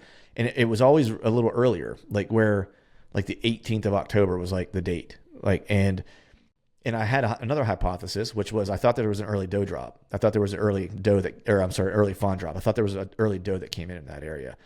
And so the following year, I run a camera in there all year round. And there was a fawn drop super early. And when I backdated it, she would have had to have been bred between the 15th and the 20th of October, which made sense because I was like, I think there's an early doe in that area because of like all the activity it's almost like in my mind, I was watching the camera activity and just being like, man, it's like an early rut. I was like, this is crazy because I'm seeing like a parade of like young bucks and then does, and then all of a sudden a mature buck show up for like 2 or 3 days. You know what I mean? And they're all on that scrape. And so it was kind of watching those patterns. And so I watched that for like 4 years and I put all the puzzle pieces together where I'm like, all right, there's an early doe. So I know that week's going to be hot. So I stay out of there basically all year round until like that three-day window. You know, I know directionally like where they want to come from. The first year they fooled me because I thought they were coming from the north, but that was actually just like a one-time thing. And like every other buck I'd seen in there actually came from the west. That's how I screwed up the second hunt, the second buck in that spot. And then last year that one came in and bedded. He actually ran, to your point, there was a younger buck that came in and was peckering around back in that brush. And then that other more mature deer came in and ran him off, and then he laid down. You know, and so to your point, it's like there were multiple patterns and multiple things that were happening there. Again, to your other point, but it took me 3 seasons of watching, observing, trail camera data, scouting to figure out, you know, what was actually happening there. And the irony is that same island. So I think wasn't last season, it was the season before. Rick was out on that same island. He was positioned a little bit back from where I was sitting. So we've learned about the predominant wind, how it flows over the island and where to kind of set up. And now the tricky part is that these bucks will cruise either point, so the north or the south point. And he had a pig 10-pointer that he heard the leaves crackle and it was to his backside. And it was one of those cases, you know, he rotated the camera around, he got it, so he's filming it, and he's just about to reach around and take a shot on it, and it bolted. That buck was a pig 10-pointer, right. But again, it was right in that same time window, mm-hmm. You know, end of October, early November, and those deer are coming there because the doe are congregating in that area. So I know this has been talked a lot about before, about when you get into that pre-rut, bedding shifts. You know, bedding may shift from a food-based bedding to a rut-based bedding, but then they're going to start monitoring those does that are coming into estrus. And if you can locate where those thickets are, where the doe are holding up, you know, you could have some good success where it's still a pattern that you can follow. You know, it's not completely crazy where bucks might be running a quarter mile, a mile, you know, between their home area. I really like that time of the year when you can still pattern them based on bedding, mm-hmm. Especially like you said, if you're not necessarily, with my schedule how it is now, I'm not necessarily hunting a specific buck. I mean, I have cameras out like everyone else does, and I like using cell cams. They're an advantage, especially for the far away spots, because certainly you can't get out there and monitor it. So you will have animals that you have located, right? So there's an advantage of that. But in those scenarios where you are hunting patterns that you're either running a pattern brand new on a new property that you're hunting, or you're running an existing pattern that you've journaled from a previous year on a property that you're familiar with, um, that that timing of the time of year and the reasons behind that specific pattern, and that's one of them. Right. How they make that shift, that rut bedding, and they're focusing on those does can be killer.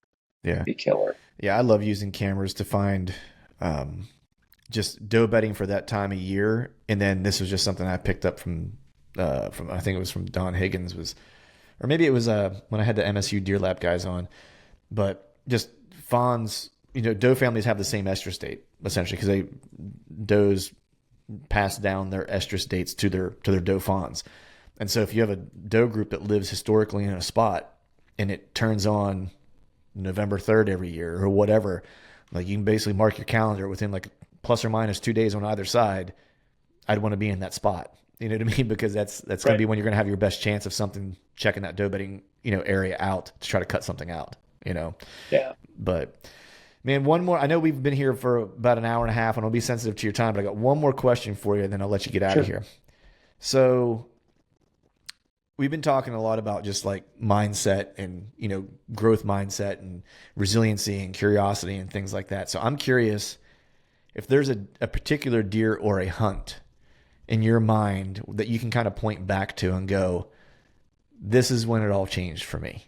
This is when, deer hunting, it changed the way I thought about it. It changed the way I approached it. And it kind of like gave me freedom or whatever it gave you, whatever the expression might be. But is there one like in your mind that you can think of that was like the watershed moment for you? Well, there's one super obvious one. It was a big 10-pointer that I shot.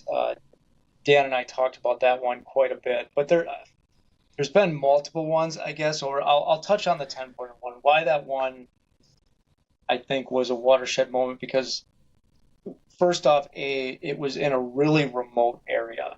So in order to get to it, you had to be you had to be willing to endure some physical. It was a one of those long crappy walks where Yeah. you got to go through a bunch of hussocks in a swamp area, and then by the time you got there, you had to calm yourself down, and then you knew that you know if the night wasn't going to play out how it was going to play out, that you had a 2.5 mile walk back in the dark, and that's what it was going to be, and it was Right. and so I think and that particular hunt was a classic point on an oak island hunting that edge over an area of cattails where that deer was bedded probably 100 yards right out in front of me. And right at last light, I had the advantage of, I think that one was October 30th or 31st. So he was seeking at that point because Mm-hmm. he got up. There was a doe, there was a smaller like nubbin buck that came in like early. He came out of the bedding on this faint little trail right in front of me. But you talked about primary scrapes. That location had a primary scrape that we identified that was the connection of multiple trails that was coming out of the swamp bedding to a point that was coming off of an oak island. And it was an obvious hypothesis that all the deer were sort of coming there to scent check who was in the area. So when I set up there to hunt, I had a small nubbin buck come out of the bedding early and sort of gave me the script of how deer might move out of there. And we did have some history. We had hunted back there a couple times before, but not a ton, But that buck kind of walked through in the same pattern as what this mature one ultimately did. Right. And then it was like right at last light. So all these key things hit, like how long do you actually have to wait and sit in the stand? When do the big ones move? That deer moved with literally 10 minutes left of daylight. If he moves 5 minutes later, it's dark, I'm not getting a shot, and he's walking through and I'm not seeing it, right? So that was one of the aha moments. the other aha moment is just that sign, seeing that sign and that active sign in that scrape and drawing the proximity to actually where they could be bedding. Bedding in an area that's, a vast area of cattails, but really when you focus it down, he was held up in an area that was really thick with red brush and had willow bushes mixed in there. Because after the shot, he looped around and actually he ran back and died very Mm, close to his bed. We found a big matted down bed in there. And then of course the the fact that it's one of the biggest deer I had shot to date at that point, and then just the story of the hike in and out of there. I mean, I right. went I went 2 miles in, I shot it, I called Dan, I hiked halfway out, met him halfway, and then we hiked back in. So then I'm at like 4 miles. Right. And then we got, we find the deer, got the deer, get all the stuff. We hike all of our stuff, back halfway, grab the sled and everything that we need, come back, and then we sledded it out of there. I mean, we didn't get back to the parking lot till it was like almost getting daylight, Right. and we had to cross the river and everything else. So that was kind of that quintessential beast hunt to say like all these pieces could put together. Now, I had killed bucks in like similar scenarios prior to that, but not, you know, not of that age class and that size. Right. Um, so that was really a fundamental hunt where all those pieces kind of put together to say that it was possible. We had caught a trail cam picture of that buck a week prior on an island that was south of there, like a quarter mile south of there. But the timing of it, of when he was in there, um, and I'm trying to think, he was probably on that other island around like 6:30, quarter to 7. So again, we're trying to do some estimation as to why he was on this island, where he might be bedding, and that's really why we moved way up north to that spot, is because based on the distance of travel, we took a guess. He's Right. bedding up there. Yeah. Um, And that's a lot of time what it is. It's like you're putting all the stuff that you know together and going like, my best bet is based on everything I know. It's probably this, right? And and the that's wind was perfect. Like when I rolled around, I had to walk all the way around, and I dropped down on top, but the wind was right at my face. So I had everything just kind of clicked right in a row together. Um, some other hunts that I had after that, and some of these weren't even. I had the opportunity to go back and hunt some property where I grew up, and I was actually tagged out at the time, but I was trying to locate and observe for a buddy of mine, and I actually got him on like three nice deer, and he shot over the back of all three of them. It was like the worst. And I have video of two of them that he shot over the back of, and it's like I felt bad for him. right. But that series of hunts was actually hunting a piece of property that I hunted a lot when I was a kid, but hunted it all differently, right? Hmm. So it was coming back to that property and applying these tactics. And again, that area is hill country, and there was a primary ridge line that ran the entire length of the property and spilled out into like farmland.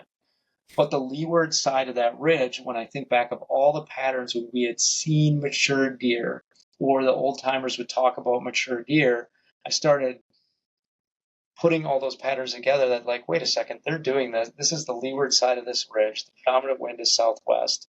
There's a thicket that's on top of this crest that ends right at the end here. And that's where we would see them corral doe up there a lot. And I started putting those together. Well, in that 3-day period, I mean, setting up back and observing that ridge and that thicket, and actually marking it on like the move phase of when the patterns are going to be. I mean, I had multiple bucks corralling doe on top of that thicket during that 3-day window, and normally I just never would have hunted it like that before. Never Right. would have accessed and observed it like that before. So that's one of those aha moments, because again, that's something that I can take and I can apply to other patterns. Well, I mean, that one's cool because you went back to a place that you hunted as a younger person, right? And Right. it's almost like there's a map and you can see like where all the wrong turns were now that you've Yeah. had like different experiences, right? And like I equate that to like, what I've kind of learned in jiu-jitsu, which is like you don't compare yourself to like the people you're competing with, right? You measure yourself, but you don't compare. Like you use people as measuring sticks, like as to like where am I getting better? What are they still exploiting or whatever? But you compare yourself to yourself 6 months ago. And that's how Right. you really like recognize your growth. Because it's like my coach always said, he said this to me before when he could tell I was getting frustrated at one point. He's like, could you kick your ass 6 months ago? And I was like, yeah. He's like, well, then that's all you need to worry about. You know what I mean? He's Right. like, you would beat the crap out of yourself if you were Clint 6 months ago, if you fought Clint 6 months ago. And so that's an important kind of lesson right there is like you went back to a place you had familiarity with, right? And like that growth was just you recognizing like almost like you as a younger person hunting that spot. You know what I mean? And that's what's fun about this. I tell people there's another aspect of it too. Once you start to learn enough to be dangerous, like share it and teach it with other people Oh that are man. like-minded and want to learn it.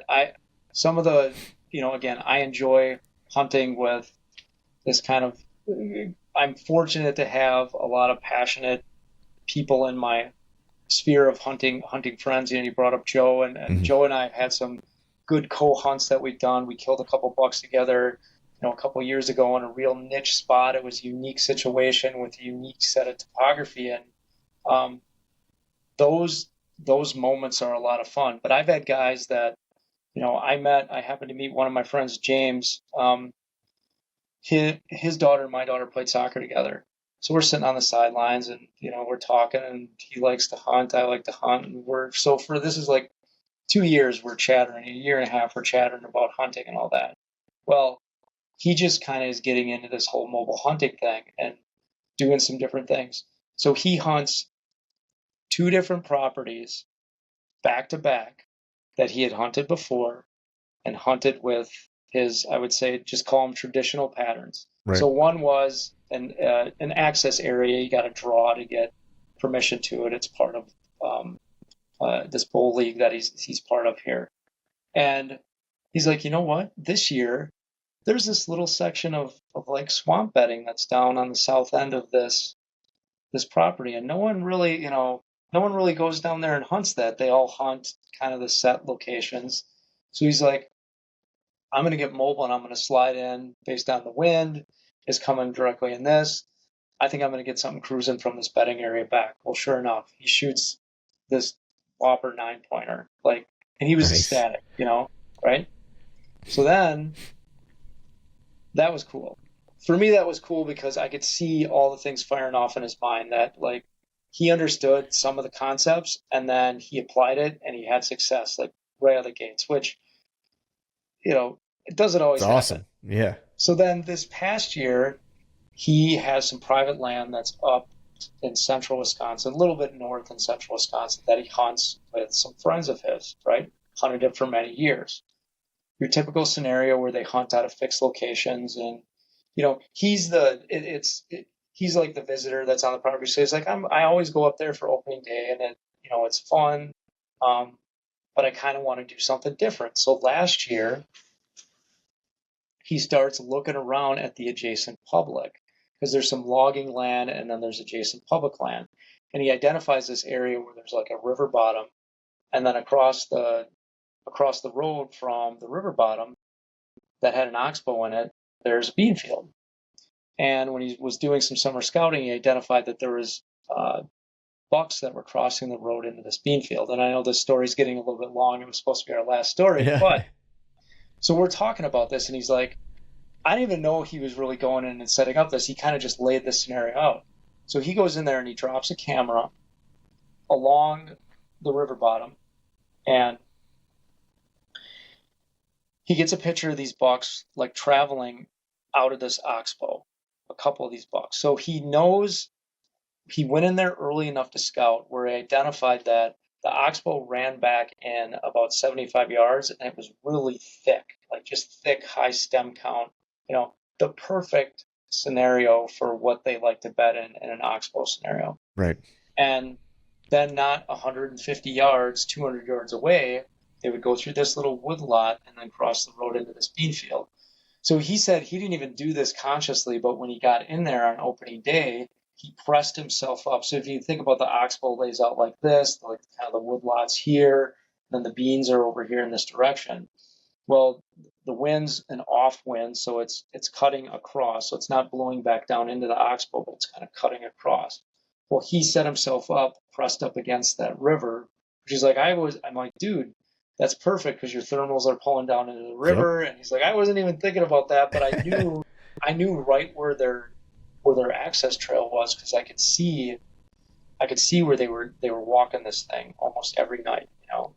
And he's like, I was sitting there. I had some doe come out. I had a smaller buck come out. It was getting closer and closer to the last light. He's like, oh, he goes, you know, he's thinking to himself that it wasn't going to work out. And right at last light, here comes this 10-pointer out of that oxbow and literally slips right in front of him at like 12 yards, and he drilled it. And Jeez. so now he's hooked. Like Right. Who wouldn't be? he's completely hooked on this whole style of identifying these bedding areas, identifying food sources. He never got that excited about the early season before, and now, you know. So I always like to share that story because I think it's a cool one. Yeah. I like when you can share knowledge with someone and they take it and they're like, holy cow, this changed the way that I think about hunting, and it's fun now. Yeah. Yeah. Well, I mean, I think you and Dan with the hunting beast have done that for a lot of people. You guys are responsible for a lot of dead deer. I always kind of joke with him anytime I talk to him. But man, Yeah. before I let you get out of here, let folks know where they can find out more about the hunting beast, where they can find out more about hunting beast gear and stuff you guys have Yep. going on. Yeah. So the Hunting Beast, you can go to the online forum, huntingbeast.com. Obviously, there's a YouTube channel, the Hunting Beast YouTube channel. There's a lot of video and content that's posted out there constantly. The big popular things now on social media, I mean, there's a face group, the Hunting Beast. There's also a private group that's the Hunting Beast forum members. So all that content and stuff is shared on there. Beast Gear, you can go to huntingbeastgear.com. We've got everything on there with all of our products available. We got plenty of sticks and plenty of stands in stock now. So if you're one of those guys that still doesn't have your gear and you're looking for great, lightweight mobile equipment, we got a lot of good stuff to offer. And really, it's two guys that were hunters that we developed all this product and really made it to suit what we were looking for in mobile hunting and the needs that we were trying to solve. A real human problem. So I know the guys are going to be taking some trips this year. Last year we did like a bow challenge out in western Wisconsin. So I think they're going to be doing a couple different trips this year. I may try to get on them if I can, but my schedule, with the age of my family and everything, is super Yeah. busy. So I'll be happy if I travel around the state enough and get hunts in here. Right. So, There you go. yeah. Awesome, man. Well, hey, I appreciate you coming on, dude. And I think we need to have another session that's say, if not before, definitely around March for the NCAAs. We'll Yeah. talk a little wrestling because we didn't get into too much of that. There's a couple strapping young lads from Wisconsin that are going to be joining the Penn State team, not this coming year, but the year after. One of them just won Yeah. Fargo, so I'm excited about that. But yeah, we'll have to have an all grappling session here one of these days. Yeah, there's a lot. It's an exciting time to watch wrestling. There's a lot of young talent, especially at the age level groups, the U15s, the Hmm. U17s, U18. That whole I again, I draw parallels to what's happening with hunting right now. I mean, look at all the content that's Yeah. available where you can learn about how to up your game and hunt. You see this happening in other things. I mean, with wrestling, the access that kids have to high level coaching, high level technique, you can go watch anyone in the world wrestle, you know, on Flow Wrestling or any of these other areas and learn a bunch of technique, actually see it, then go practice it with your buddy. Yeah. And of course, mixed martial arts is Yeah. Same thing. I always Yeah. tell people, you gotta picking a fight with someone on the street is much different nowadays than it was 30 years ago because Yeah. you just don't know. There's a lot of guys that train. You Yeah. just kind of gotta, It's deceiving who they are too. If you walk I'm into a glad gym and you, I'm well past those years of that silliness. right, right. Awesome, man. Well, I appreciate you coming on, man. All right, thank you very much, bud. All right, folks, that is a wrap for today's show. I'd like to thank all of you for listening, and if you haven't yet, please head over to iTunes and leave us a 5-star rating, and be sure to subscribe to the podcast. And while you're at it, head over to YouTube and give us a sub there as well. I'd be super appreciative if you do those couple things for me. And before I shut this thing down, we need to give a big shout out to our partners who continue to help us make this podcast possible. Tethered, Exodus Outdoor Gear, and Genesee Beer. And until next time, we'll see y'all.